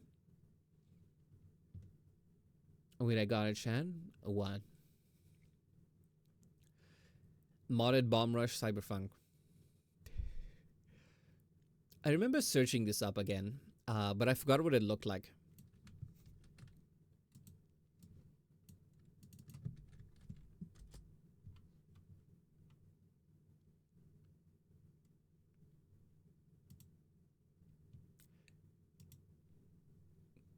The art style is it reminds me of lower poly Borderlands. Basically a Jet Set Radio spiritual successor. I don't know that one either.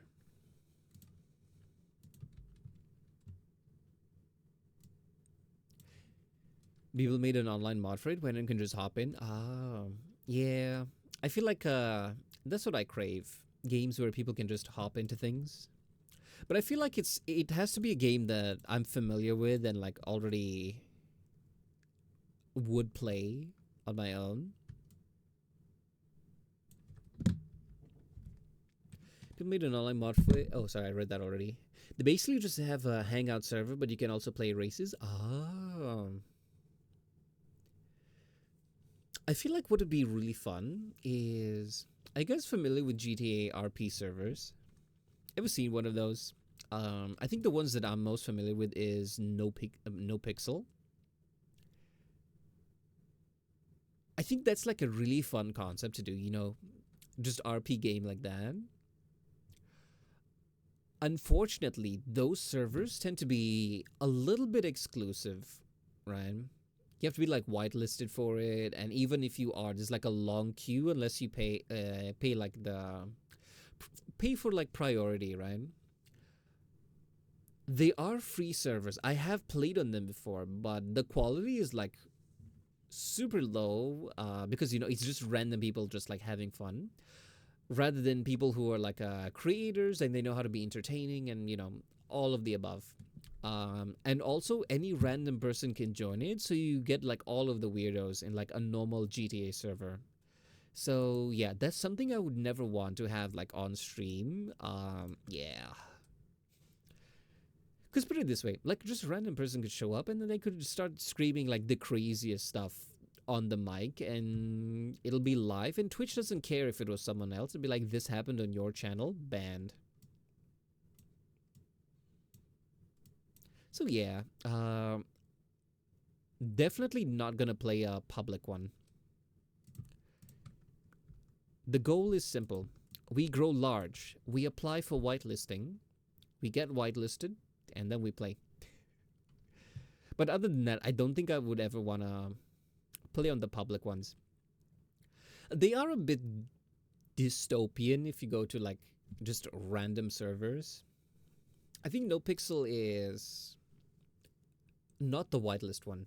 Like the public one apparently is not the best, but is like one of the lesser evils.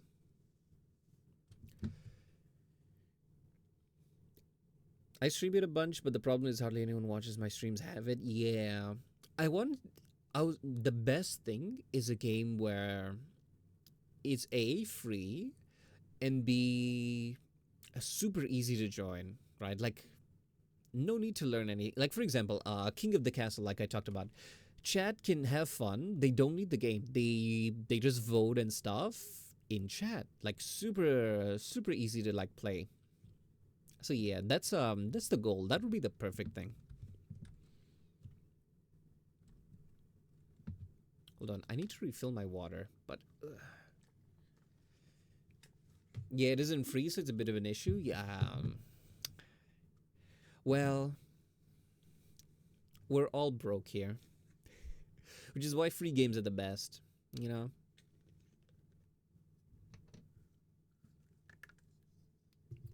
Hold on, I'm filling my bottle with my other bottle.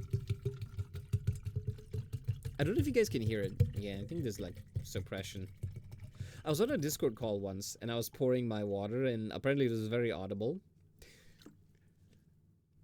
But I think on OBS it is, I can absolutely hear that. Whoops. Sounds nice. Well, at least you guys know that I'm being hydrated. Yeah, I don't have any of those like hydrate redeems or stretch or this and that because, you know, like, I'm good. I'm sipping water literally every 5 minutes. Otherwise, the dry air in this country will kill me. I already feel like a raisin.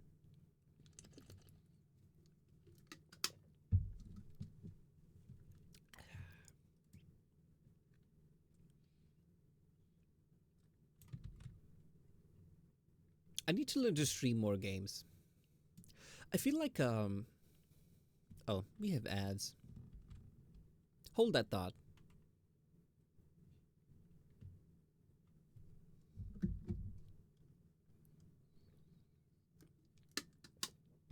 Yeah, we have ads. We're just gonna sit here, talk about nothing. In fact, I could probably just continue the art. Yeah, we are just doing the art.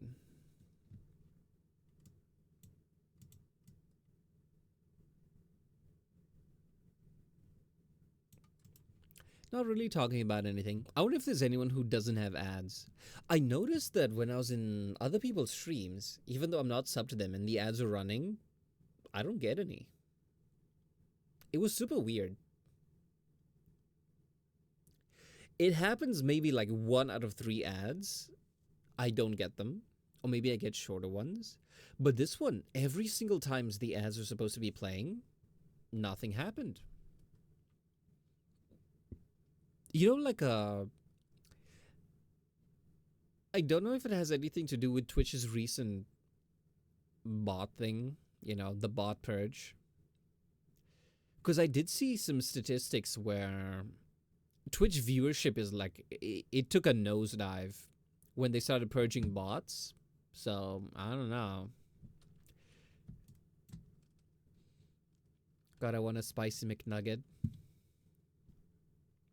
That sounds good.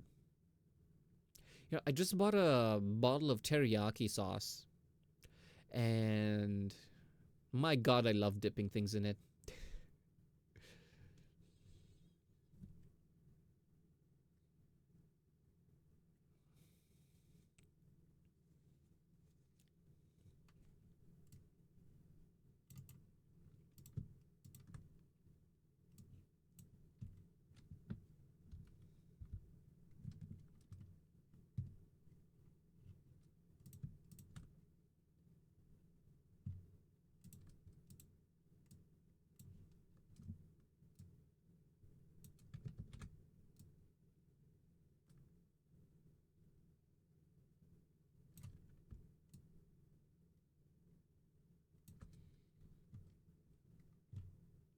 I remember when we used to have ads. I just play Minesweeper. So there's something entertaining for those who don't have the ads. Good times. Then I just couldn't be bothered to do it because, yeah, I was just really bad at Minesweeper. It wasn't even watching me play. It was watching me struggle with it. Oh, the ads are done. We were talking about something, and I'm like, okay, hold this thought so that we don't forget. And I considered typing it out in the chat so I remember. They're like, no, no, no, I'll remember it. I've already forgotten. PM back, welcome back. What were we talking about before the ads? The last thing you said was I need to add rewards to my, what's it called? Rewards to my streams. We were talking about something. What was it? This is the second time it's happened this stream. You know what? I need you know, like how Court has someone who's just like typing everything out, someone who's just transcribing games you can play multiplayer. I feel like there was a very specific topic, but yeah, that was like I feel like I was about to mention something, but I forgot. I don't know. This is twice today. It's happened. Usually the thought comes to me after a while, but I'm noticing that happens less and less often. I kind of just forget and move on.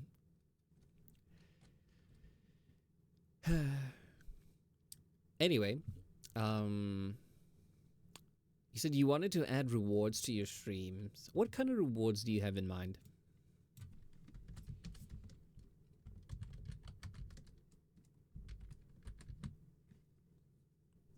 I have a few for see these little guys in the corner. You can grab them for like $10, but I put a channel point redeem where you can just redeem it there, and I can just send you the file. So yeah, you can save $10 by accumulating 100,000 points. I was having rewards like Pen Pen, where it's a meme that plays on stream. Yeah, I have a bunch of those. I have the brick one. I have one of my favorite is the, where is it? Release stress. Yeah, I like this one. I hope it works. It's not working today. But when people are being unruly, right? There's another one. Hold on. Yeah, this is my favorite one. It's riot time. When people decide to riot.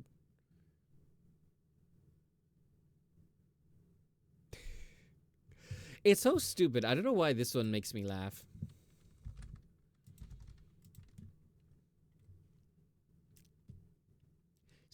These are just random memes. They correlate more with the stream as inside jokes. Understandable. I guess kind of like the bricks here.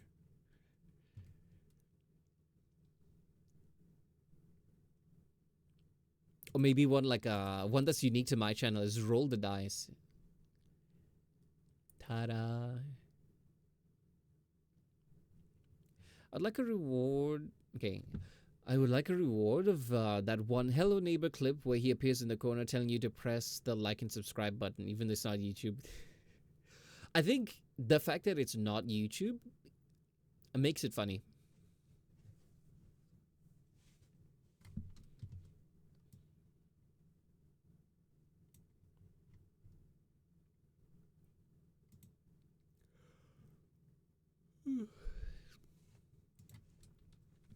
The yawning has begun, but I'm not gonna end stream unless we finish this bottle.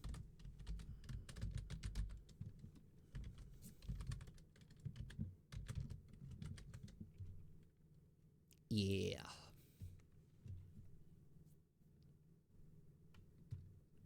I don't think I've seen that one though.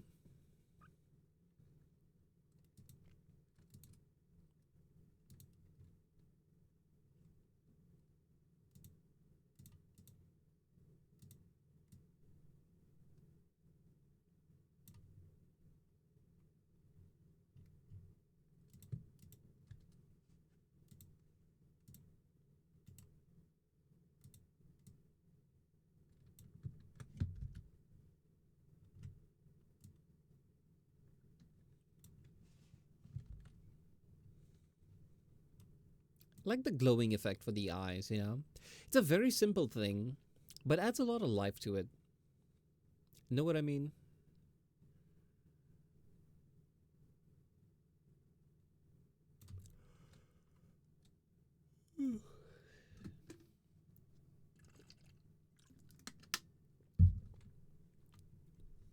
Like the glow? Thank you. Remember the lava girl model that I showed you? The very first one, the very old one. That was where I learned glowing effects. Like that's where I experimented with like the lava cracks and all of the glowing and stuff, and using those same like principles and fundamentals. That's how I make the glowing effect for literally everything.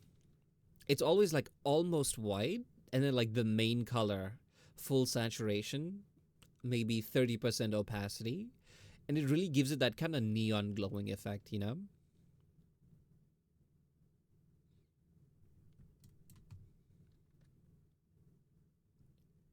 I considered making the mouth glow as well, but I'm like, it'll actually complicate the thing a bit too much. And it'll start overlapping with the glow of the eyes, and you see there are two circles here. You can think of it as like a Venn diagram. The one at the center would be a bit too bright, so I was like, nah. Anyway, this is a like very basic model. So I tried my best to not overdo it. For my Mega Man drawing that I sent on stream, my 2021 and 2023 drawings had glow for the sword and head crystal, but I didn't use glow for the most recent one because I used highlights on the rest of Zero as a light source. Oh. Wait, let me double check so I know what you're talking about. Yeah, I see it. It's usually like the effects, the way it makes the brain interpret things. Like for example, before I'm like, oh, I want to make a blue light. So what I do is I'd make this part blue, and then it looks bad. Usually when it comes to when you look at like a light source, look at your light bulb right now, if you have any. Usually the bulb itself is almost white, and then whatever color it is, white or bluish or yellowish, whatever. That is the color you see surrounding it, not the actual thing itself. So yeah, that's a really cool a trick that I learned. So, the more you know. For those who say they know nothing about art, they do now. Like look at the eyes. Not this one. Like this is a very the model looks very blue. But if you take this thing, hold on, let me open the art.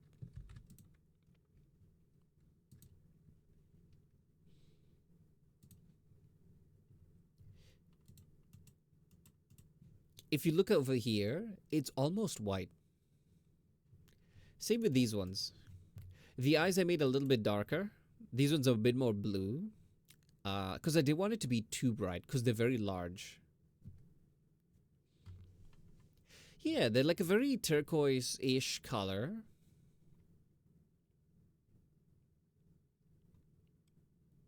So yeah, you see, that's how you make the glowing effect. It's not the light itself that's supposed to have the color, it's the things around it.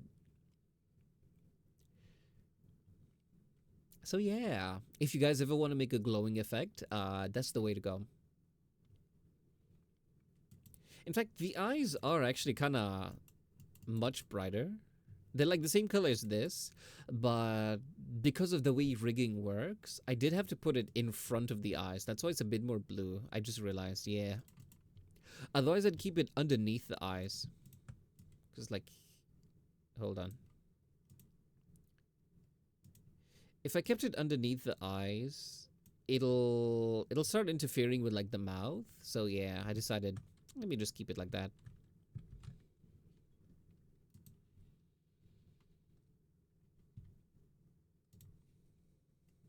We've been absorbed in the yapping too much. There's no such thing. I don't plan to ever reduce the yapping. I just want to increase the art. So yeah, we have finished this. We can speedrun this.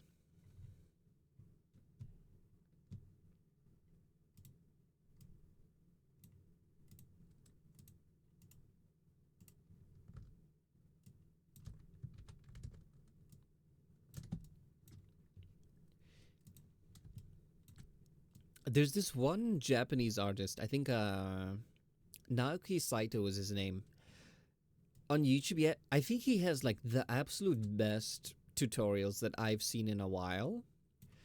Simply because he doesn't say, oh, you want to draw an octopus? Draw a circle, draw lines like this, draw like that. There, you have octopus. Thank you for coming to my art class. Does not do that. That's what most art tutorials in quotes do. They show you how to draw one thing exactly in that precise way, which I don't like. His lessons were more of a. He teaches the fundamentals. For example, he's like, oh, we want to make cute octopus. So what we do is we make him round because when things are round, they give off the persona of being cute. Oh, say we want to make him evil. Hold on.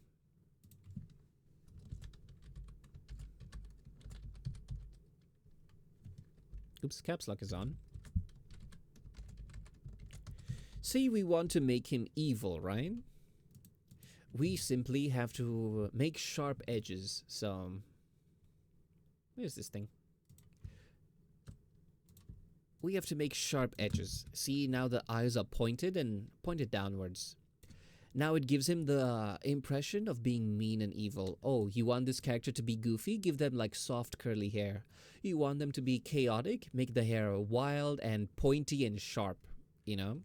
He explains things like that, and that is how you learn about art. You don't just learn to copy. You're basically just going to be a printer. You can kind of learn a little bit. Like, you learn how to do it their way, and then through experimentation, find your own way. But I don't want to learn to draw someone else's art style. I want to learn what makes art good, and then I make it myself. So, yeah. I don't care if I already know the things I talk about. They're just so good. I love tutorials like that so much. Yeah. This is the guy. Hold on. Let me find it. Before, when I couldn't remember his names, I would just refer to him as my Japanese art sensei.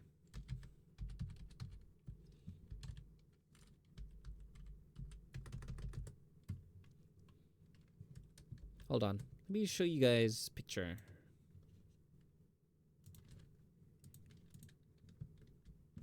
This is the guy. And this is some of the art he did. Beautiful artwork. While you guys admire that, I will find you a link. By the way, if you look at his channel, it actually says channel 2. Because do you know what happened to like the first channel? This is actually a bit of a tragic story. So he does this segment where he corrects people's art, right? He says, hey, if you want me to like go over your work and like how you can try improving it, you can upload it to this Google Drive and I can take it from there, and then I'll make a video on like correcting the art a little bit. He doesn't redraw it in his style condescendingly like some people on TikTok. What he does is he takes the image the way it is and he starts adjusting things like, oh, if the lighting was like this instead, it gives it this much more effect. Oh, you're trying to go for like cool magic vibe. Instead of making one ball of fire, why don't you make little wisps and lots of like light around it, glowing effect. You know, he corrects it like that. He corrects the concepts. He doesn't just redraw it, right? So that's it's a very popular show that he had on his channel. And what happened was that Google Drive, that email, was the one he used on his YouTube. So what happened was someone actually uploaded, I think, something very nasty. We won't go into. That is, I think, illegal, right? And they uploaded it to that Google Drive, and Google was like, oh, this drive has illegal images on it, deletes the email, which in turn deleted the entire channel as well. And he just had no way of getting it back. And that was a really, really sad thing to see, because that channel had like, I think at least 1 million followers, if I remember correctly. How much does he have now? I think it was more than this. I feel like he got like a good chunk of them back. Yeah, he's almost at 1 million again. But yeah, he basically lost his whole channel overnight. And it's not even one of those things where they gave a warning and said, hey, your channel has been deleted. They deleted the email. And then since there's no email, there's no channel. And then it was gone. So yeah, it was a very tragic thing. So if you really want to learn about art and the fundamentals, I strongly recommend this artist. Well, unfortunately, if you're an English speaker, his videos are in Japanese, but he does have the subtitles. So, there is the extra hassle of like pausing to read and like going back to double check things. So, yeah, I would say that's the only drawback. It wasn't too big of a deal for me. But yeah, I don't know if other people that would put them off from it. But yeah, I think this is basically where I learned everything about art from this guy. But yeah, I've neglected chat for long enough. When it comes to art, I don't care about making something that's realistic or good by objective standpoint. I just draw in a way that I find appealing. Exactly. There's no correct way to do art. That's actually one of the things I've had to train my brain to not think about because I'm like, oh, I drew this hair, but I drew it wrong. There is no such thing as wrong. It's just like, do I like it? Would other people like it? That's like the only criteria. One of those, if at least one of those is yes, you're good to go. If both, amazing. When it came to developing my art style, I started off trying to replicate the Keiji Mega Man style as closely as possible because at the time that's the style that appealed most to me. Then I discovered Dragon Ball Z and Sonic R, Jujutsu Kaisen. Oh, they just amalgamated into the style that I have right now. Exactly. We've actually talked about here on stream that there's no such thing as original. Like the human mind cannot make new things. It just takes what it likes, remixes and combines it into, something unique. And that's where art styles are born. If you look at look at anime, right? If you look at anime like 20 years ago versus today, the styles are very different. But it's not like it just popped out of nowhere. The styles would like slowly change, each anime slightly different than the one before it, until eventually it resembles what it looks like today. It's kind of like looking at an evolutionary chart of like an animal, if that makes sense.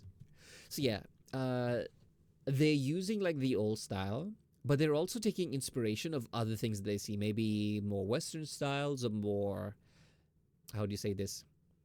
Maybe they try to make it slightly more realistic, or maybe like in Attack of Titan, right? The abnormal titans, the weird ones. He's like, oh, he based them off of drunk people he would see like on the train, right? So he's like anime plus drunk train people. That's the style he made. What's it called? The abnormal titans. So that's what the brain does. It remixes things and makes something unique. If someone says, hey, this is something completely unique that has come with like it was pulled from the void, total BS. That person is most likely deluding themselves. Because I don't think it's something anyone would actually like lie about. They genuinely believe it. They just don't know the work that their subconscious has done into remixing things. Like for example, if I give you a pen and a piece of paper, and I say, using no references, come up with a completely original anime style, you will draw upon your memory of anime you have previously seen. But if you give that to someone, you give the same task to someone who has never seen a cartoon, never watched anime, nothing, they have no idea what you're talking about. They can't come up with a new style like that because they have nothing to draw upon. So, yeah. Just find a bunch of artists that you really like. Try emulate their style a little bit. See what elements you like, what elements you don't. Like for me personally, I have some artists where I really love how they do the hair. Others, I love the way they shade like the skin. Others, the fashion sense is like a beautiful. So yeah, I usually draw elements from a lot of different ones. So yeah. Don't stress too much about being original. I don't think you have that problem, but anyone else who is interested in getting into art, yeah. I think the best way to do is start by Start by learning from people who have like more simpler art styles. Learn to basically copy it, see how they do it and why they do it, and then from there it'll slowly evolve into your own art style. I like seeing a bunch of anime that basically have the same exact art style as Sword Art Online, but I see a bunch of anime like Chainsaw Man, JJK, and have similar style, but they have a couple defining unique traits that differentiate it. Exactly. They didn't go for like unique off the bat. They're like, this is anime, but ours, ow. Like, this is anime, but ours is a little different because their noses are like this. They make this weird facial expression, etc. Hi, Kay. Welcome back. We're yapping about art. I feel like the dry air is getting to me. I need a humidifier. But to get that, I need money. Do any of you have a spare kidney that you're not using? Asking for a friend.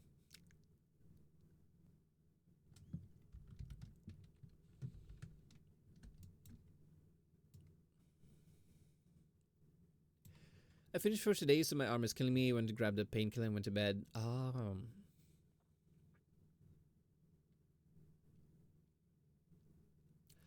At first, I thought you meant like gym, but I remember you said you injured yourself. So yeah, understandable. For a second, I thought you were taking painkillers for like a sore workout, but yeah, I remember. I remember now. See, I know things. In fact, you didn't tell me. I just knew this. Yeah, funny torn tendon. Yeah, I know. I watch from the window.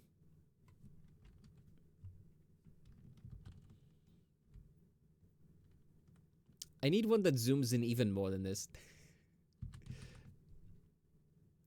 Yeah, funny torn tendon. Yeah, ouch. Sounds like it, sounds awful.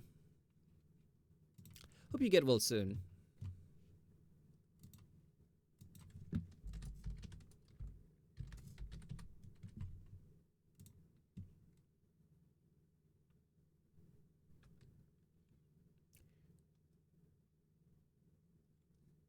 No, because I respect people's privacy.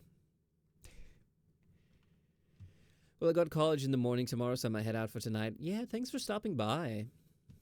It's nice being here again. Yeah, you're always welcome back.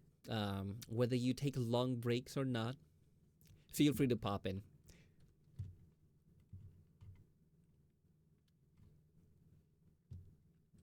So yeah, bye-bye. I was also thinking that now that September is starting, I was thinking would what's it called? Would viewership go down? Because I'm thinking I have a bit of a younger audience. And now that school and university is like starting up again, I'm like, will people show up? Out of curiosity. I guess this just means when the stream gets a bit too late, people will start dozing off.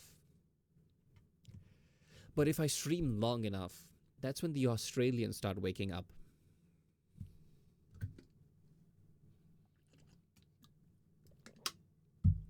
I miss my crush already. If you keep bragging about him, you're gonna make the rest of the people here cry because they're all single and lonely.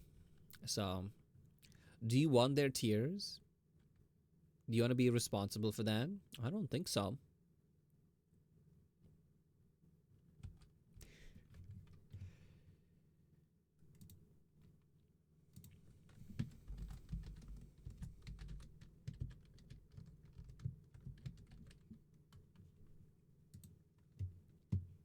You're just speaking for yourself, 40, and yes, I want your tears. You don't have to be mean about it.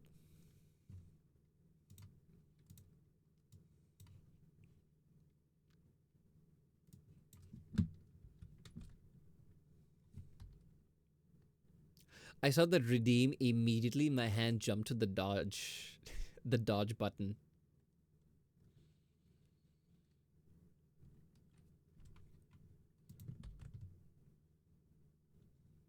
But thank you for the headpants.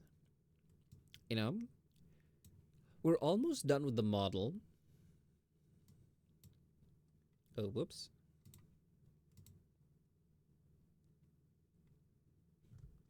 Supposed to be up. We can actually finish this model today. It'll be one model, one stream, one model. So, see, I could be productive. I'm pretty sure it was the caffeine. Yeah, I drank half a liter of coffee today, spread out throughout the day. So, you know, I realized if I drink a good chunk at once, I get over caffeinated, and then I don't feel too good. And then only after some of it wears off, then I start feeling productive. So instead, I started sipping it like little by little throughout the day. And yeah, I think that works a lot better. That's Stockholm Syndrome, so you don't dodge. No one likes being hit by a brick. I think. I don't know. Well, I'm gonna go eat. Bye-bye. Well, thanks for stopping by. Have a good night's rest. Bye-bye.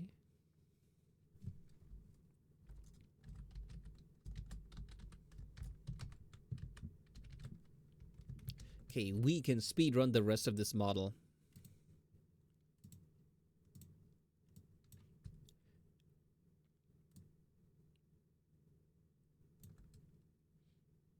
I love my crush the most. Okay, get on out of here. Shoo, shoo.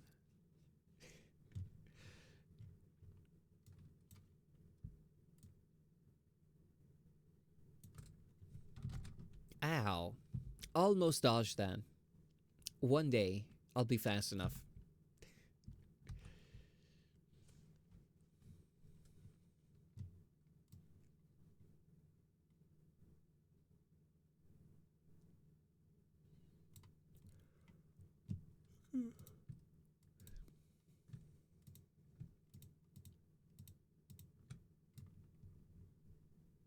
I'm feeling kind of tired too.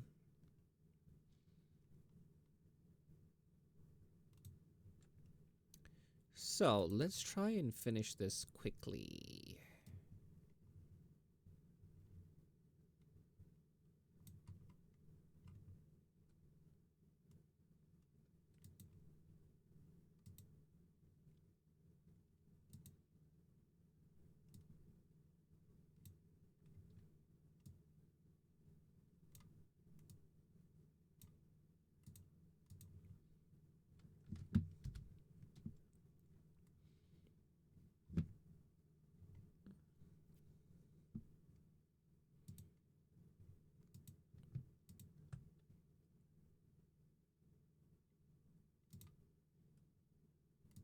Oh, I made a mistake here. Oops.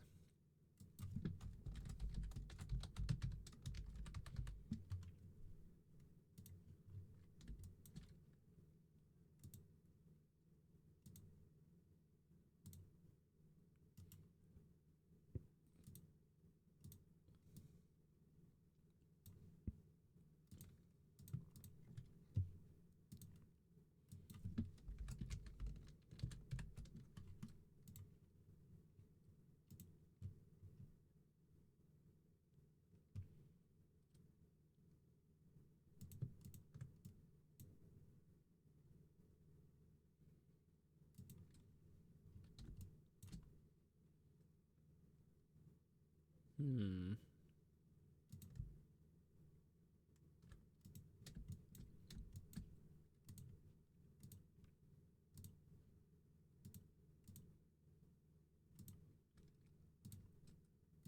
Okay, I just remembered how I plan to do this one.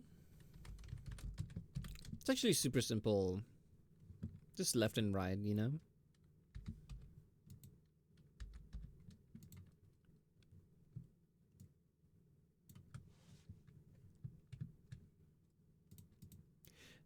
Yeah. We could do this real quick. Hold on.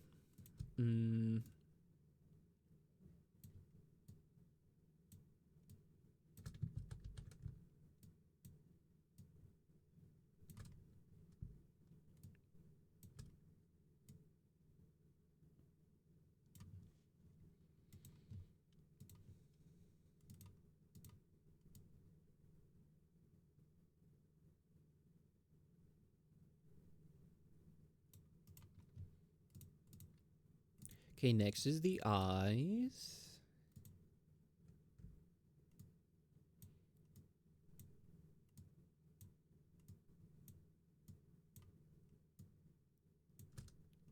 Okay, speed run, speed run. Almost.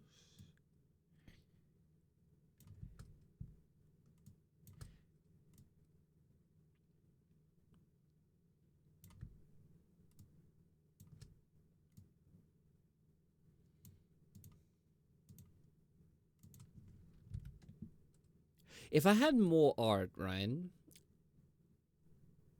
because doing the art on stream, I don't really like because it takes like a lot more planning and I need to lock in like a lot more.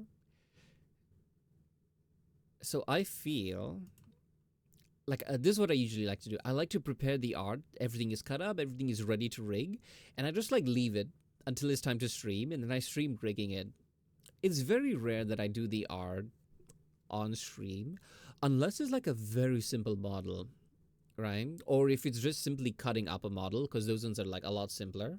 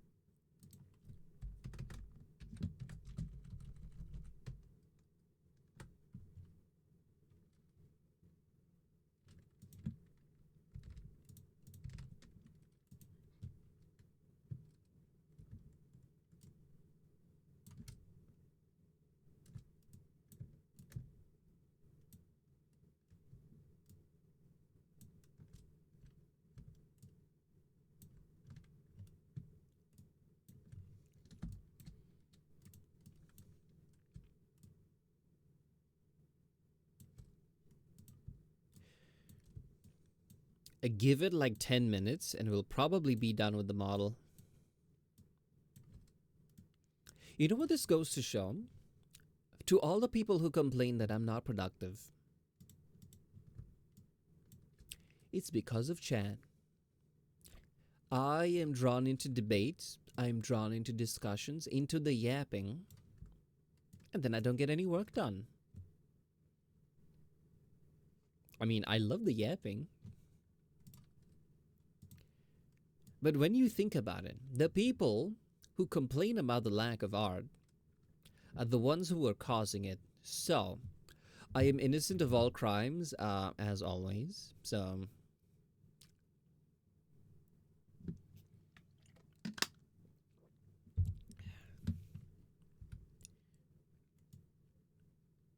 yeah. Rigging like a simple mascot is like not too complex. If anyone's been following along with the art,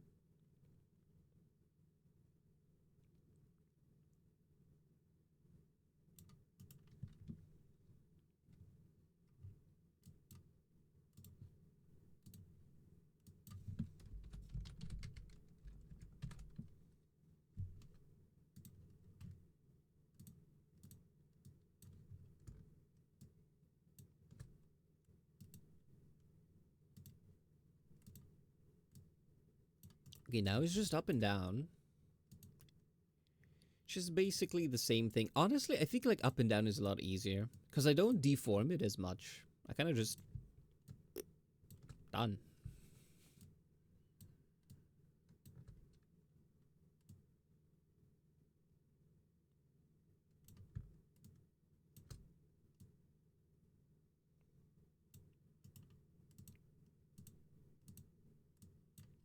This feels a bit eerie.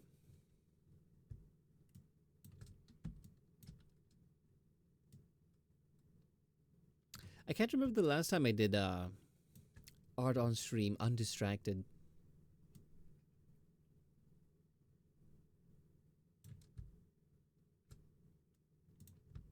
I miss my yappers already. Look at me. Forced to be productive in my own stream. Who would have thought?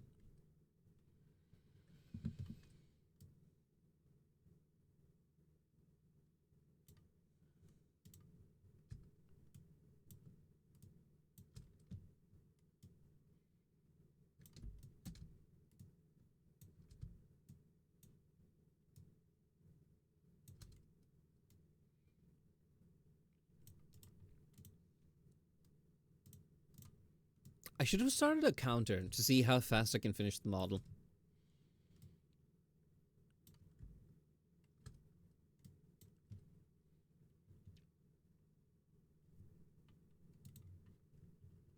If I just had like unlimited time,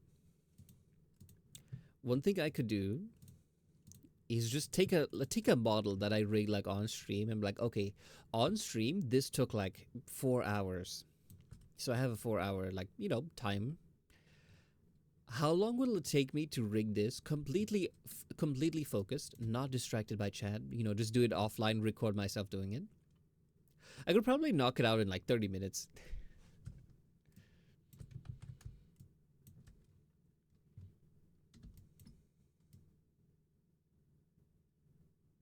Because when I say like I'm very productive off stream, it's because it's just dead silence. And I'm just there like, yep, looks good. I don't even say this out loud. I'm just thinking to myself, yeah, looks good. Okay, this thing's done. Okay, this thing. I think my record is like I just knocked out like 2 full models like in a day. That's just like crazy productive.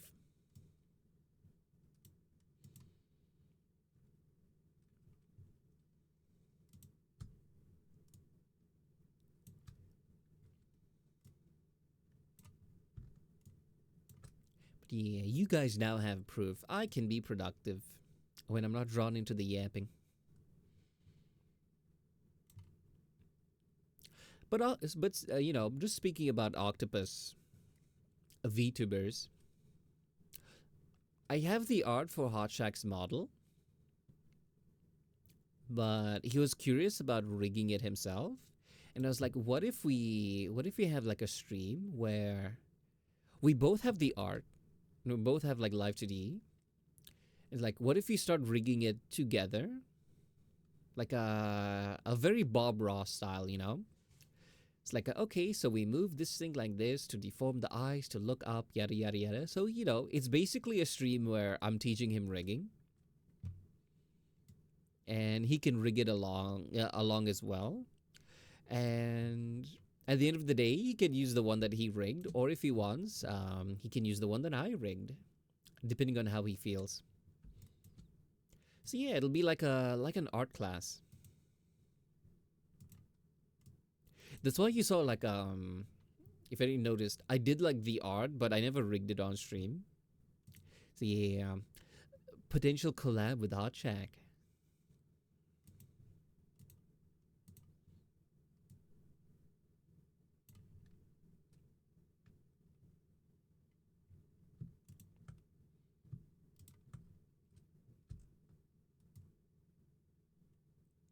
I feel like I should collab more.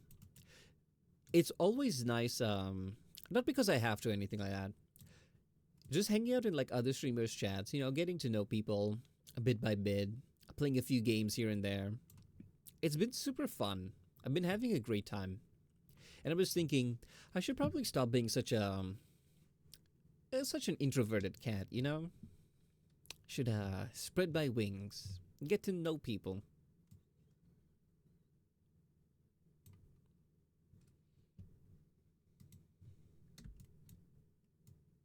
So fingers crossed I actually do it.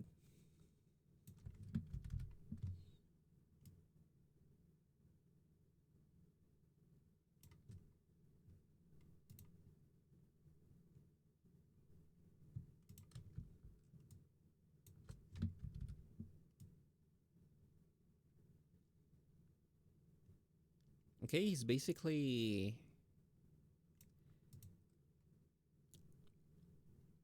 Okay.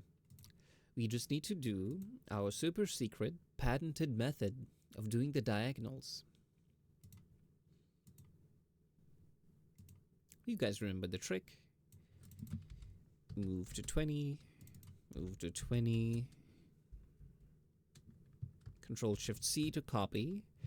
Control-Shift-V to paste it at the corner. And the same for all sides.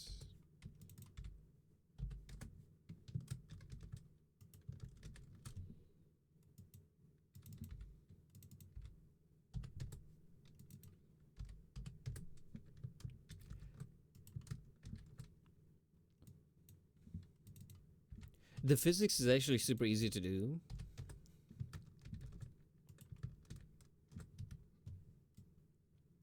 Ta-da! Okay.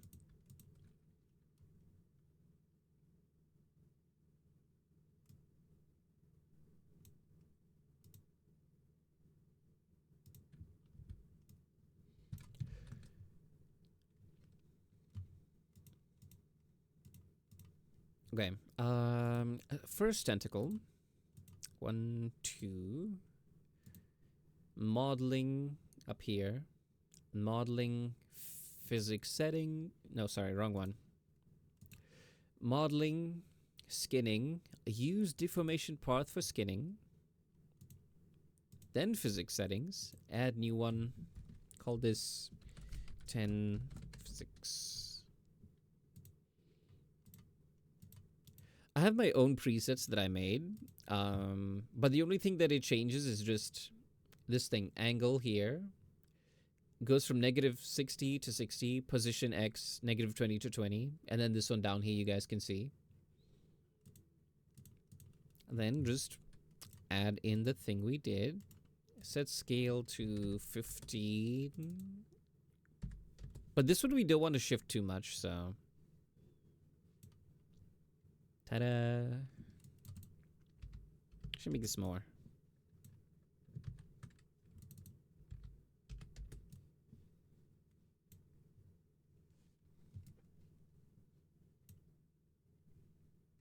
I feel like we can fix it a bit.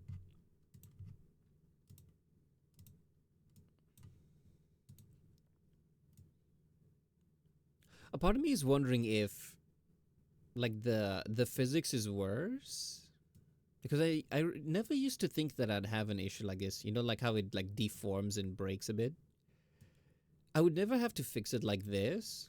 But now I'm wondering, is it because it was never broken, or did I just never notice how awful it was?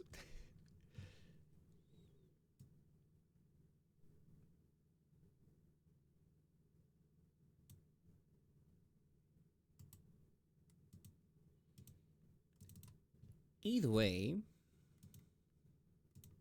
it's a simple fix. Just stretch it out a bit.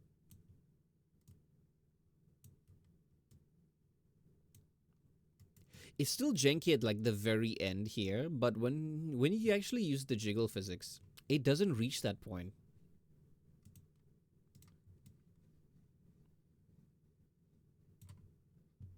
Looks a bit better.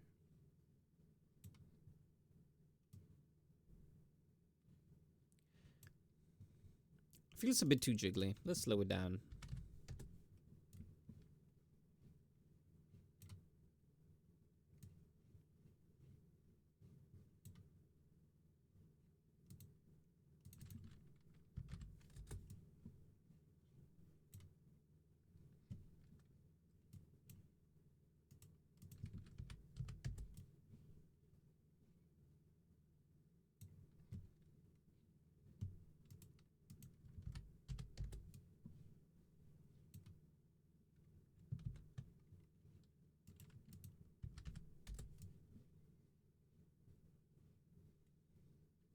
Okay, perfect.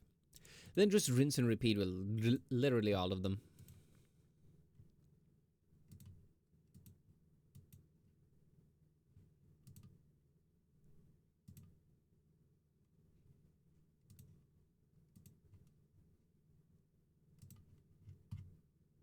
You know, one issue that I always had was this thing here, if you add like all of them onto like the same thing. Oh, that doesn't resize. Hold on, let me move the chat. Over here, this uses like the pendulum. The pendulum is this thing over here next to the little mascots. So ideally you want it to, you know, be in descending order. Unfortunately, if you have like more, like at the bottom, you see the last one, only use the last three. So if you set this up, you notice it's like very janky. Before I would never understand why, until I realized, oh, I just have to change the pendulums to 1, 2, 3. So yeah, the topmost rotation will use the first pendulum. Second one uses the second one, third one uses the third, so on and so forth. And that makes it like, you know, kind of squishy. I remember before I'd always forget that. And it would always bother me. It was actually like a super simple thing, but you know, that's how it is when we all start new things. We make beginner mistakes. Which is why I'm very rabid about like helping people, because usually they will have like an issue like that and spend like a full day trying to fix it. Whereas I will just take one look and go like, oh yeah, you did that mistake. And then they fix it, and then literally 30 seconds later, they continue. I know the struggles. That's why I don't want anyone to ever go through it. Well, there are more struggles because, you know, you're learning a whole skill. But the easily avoidable ones, yeah. There's no need to suffer like that. Like, no one benefits from that.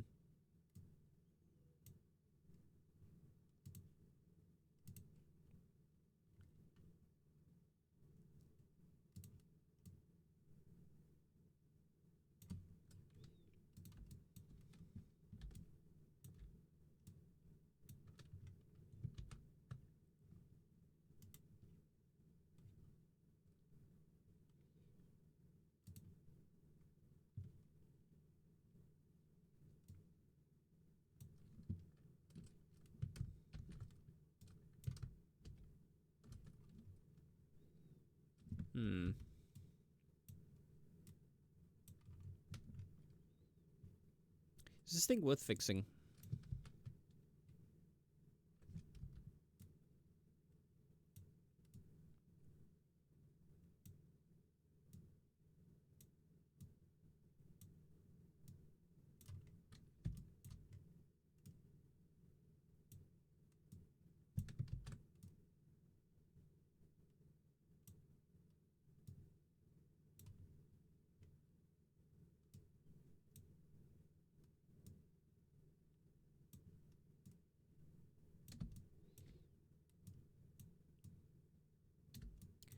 Ooh, okay, I see how it's folded. That's not good. I was wondering what is a bit deformed. Okay, this is not worth the effort. But I'm just gonna do it anyway.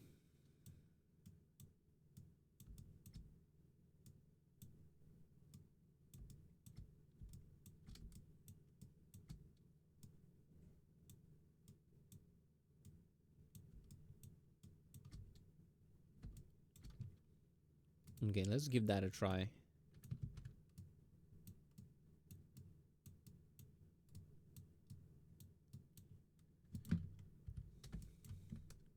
Okay, we're almost done with it.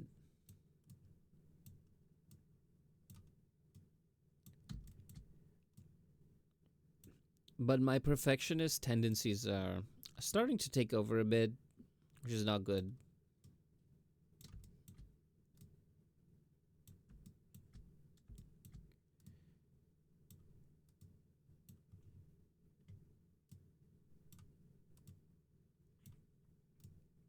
God damn it. Okay. Promise I'll leave it alone. Almost.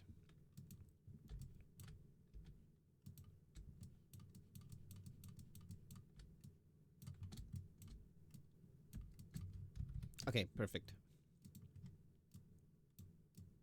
Perfect.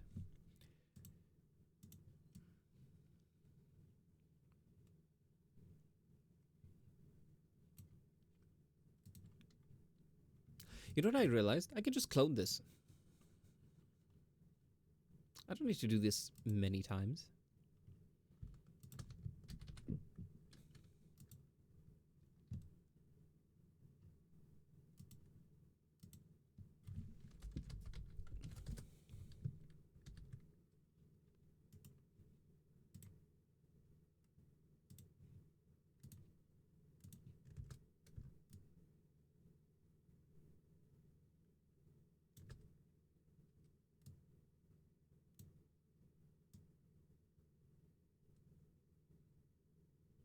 Oh, but it's not the same though.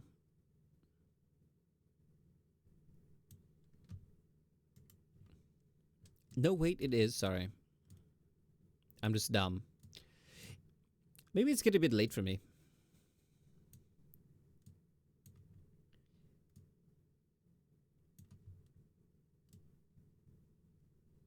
Okay, perfect.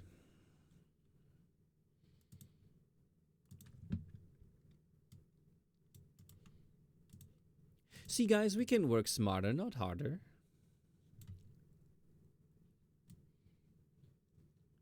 We just need to rig one more tentacle.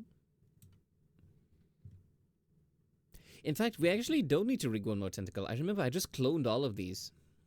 Yeah. I love being lazy.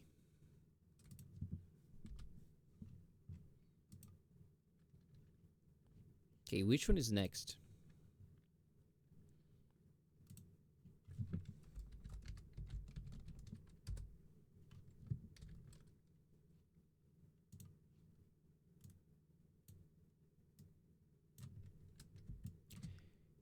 This one is basically the exact same, just...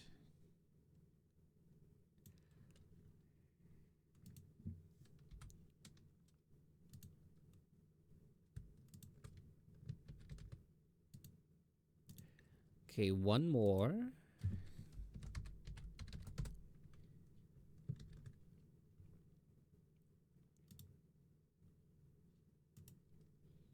I swear, we're almost done.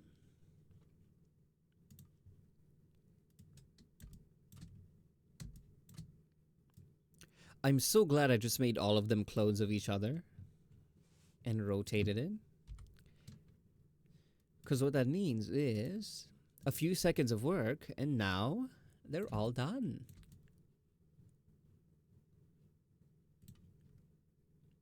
Thoughts? It still needs to jiggle though.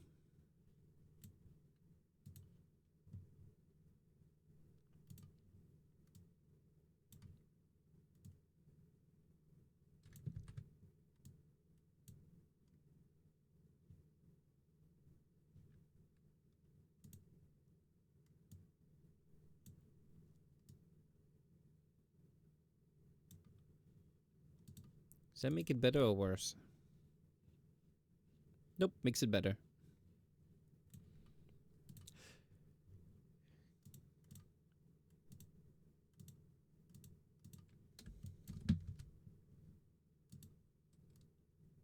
I think I can just put all of them into one deformer.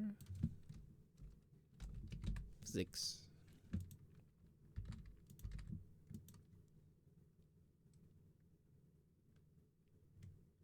Okay, we've reached the end game. This is my favorite part. Making it jiggle. And that is simply by...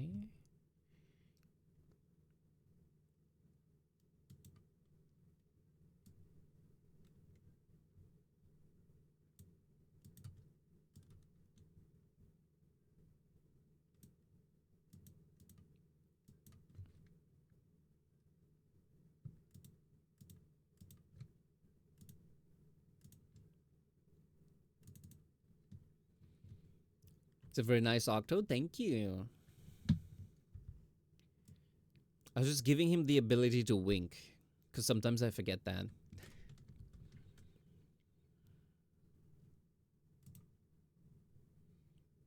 Okay, we need to make 2 more parameters.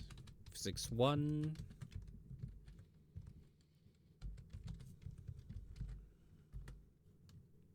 Blend shape.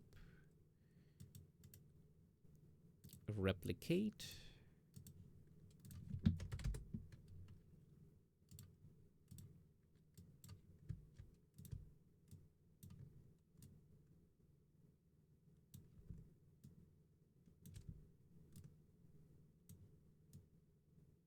I hope this doesn't break too much.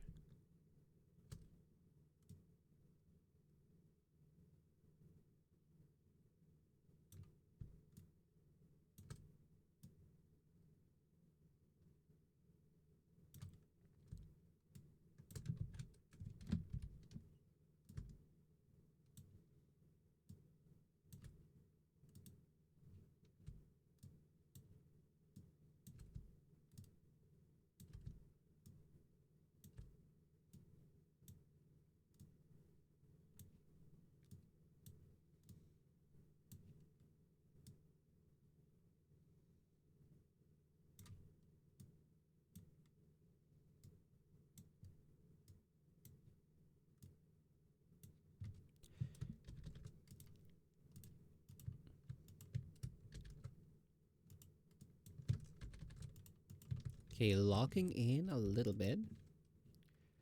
Okay, the model is done. This is all we need to do.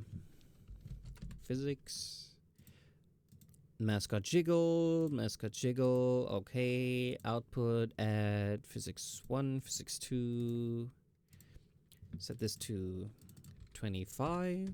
Set this one to 10. Oh, the ads are here. Whoops. Hey, we'll be done with the model when the ads are done. See, he's finished.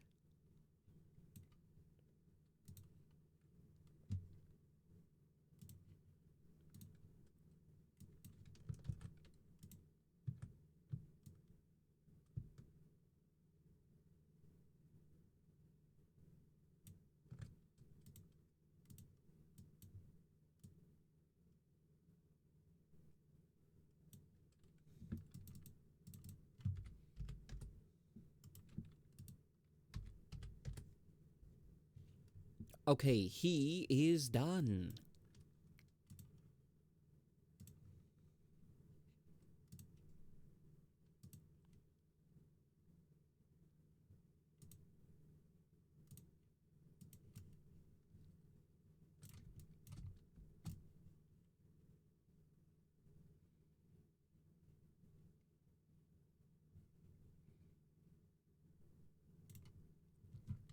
Well, I just gotta wait for the ads to finish.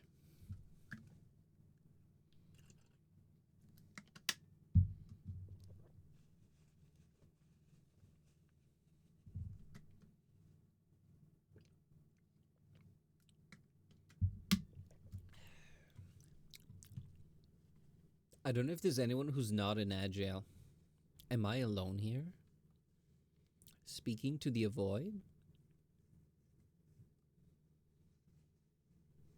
What do you want to do now?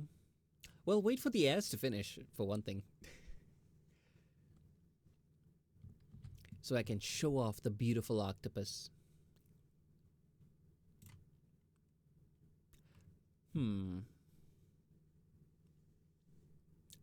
I feel like if I finished an hour ago, I would have switched to just playing Peak or something. Yapped while climbing the mountain. But I think it's a bit late, so I should go to bed. But we'll wait for the ads to finish. But yeah, this guy is basically done. Because he's supposed to be a simple model. This is basically what the beginning mascots are supposed to be like. You know, just ball that jiggles with eyes blinking, you know. I raised my prices by $50, but at the same time, they usually do more. Like, for example, they all come with like the expressions now. Before, it'll just be like this. They have the mouth, you know. The mouth will just open. It'll just be like this. But now they have like the basic facial expressions. And you can toggle all of the little features. So yeah, Guys, welcome back from the ad breaks. He is done. He can be an angry octopus. Right? He can be a little bit mischievous, you know, little evil eyes.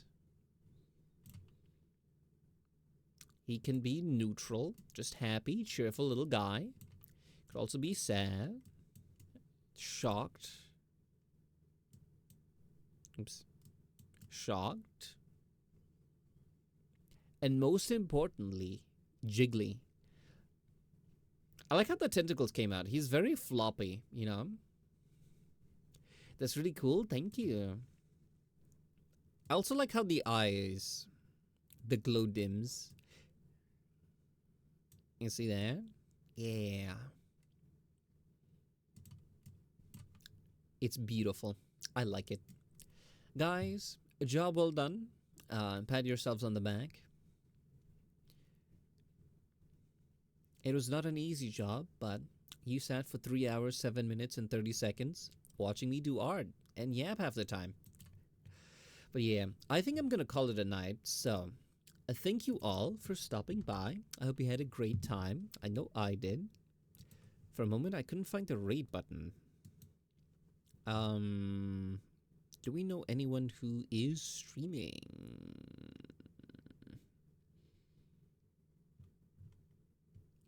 See, Nubia is live.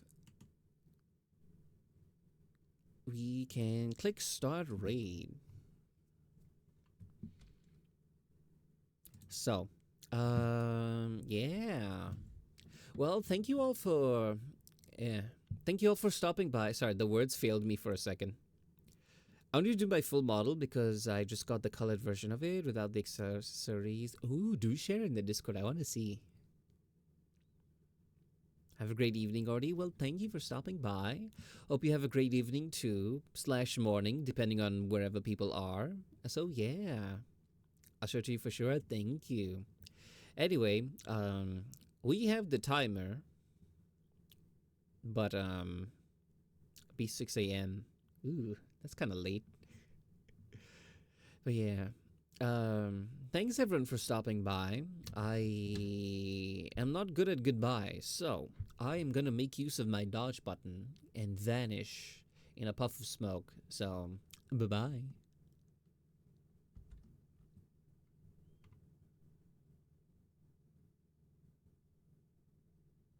I really need an ending soon screen.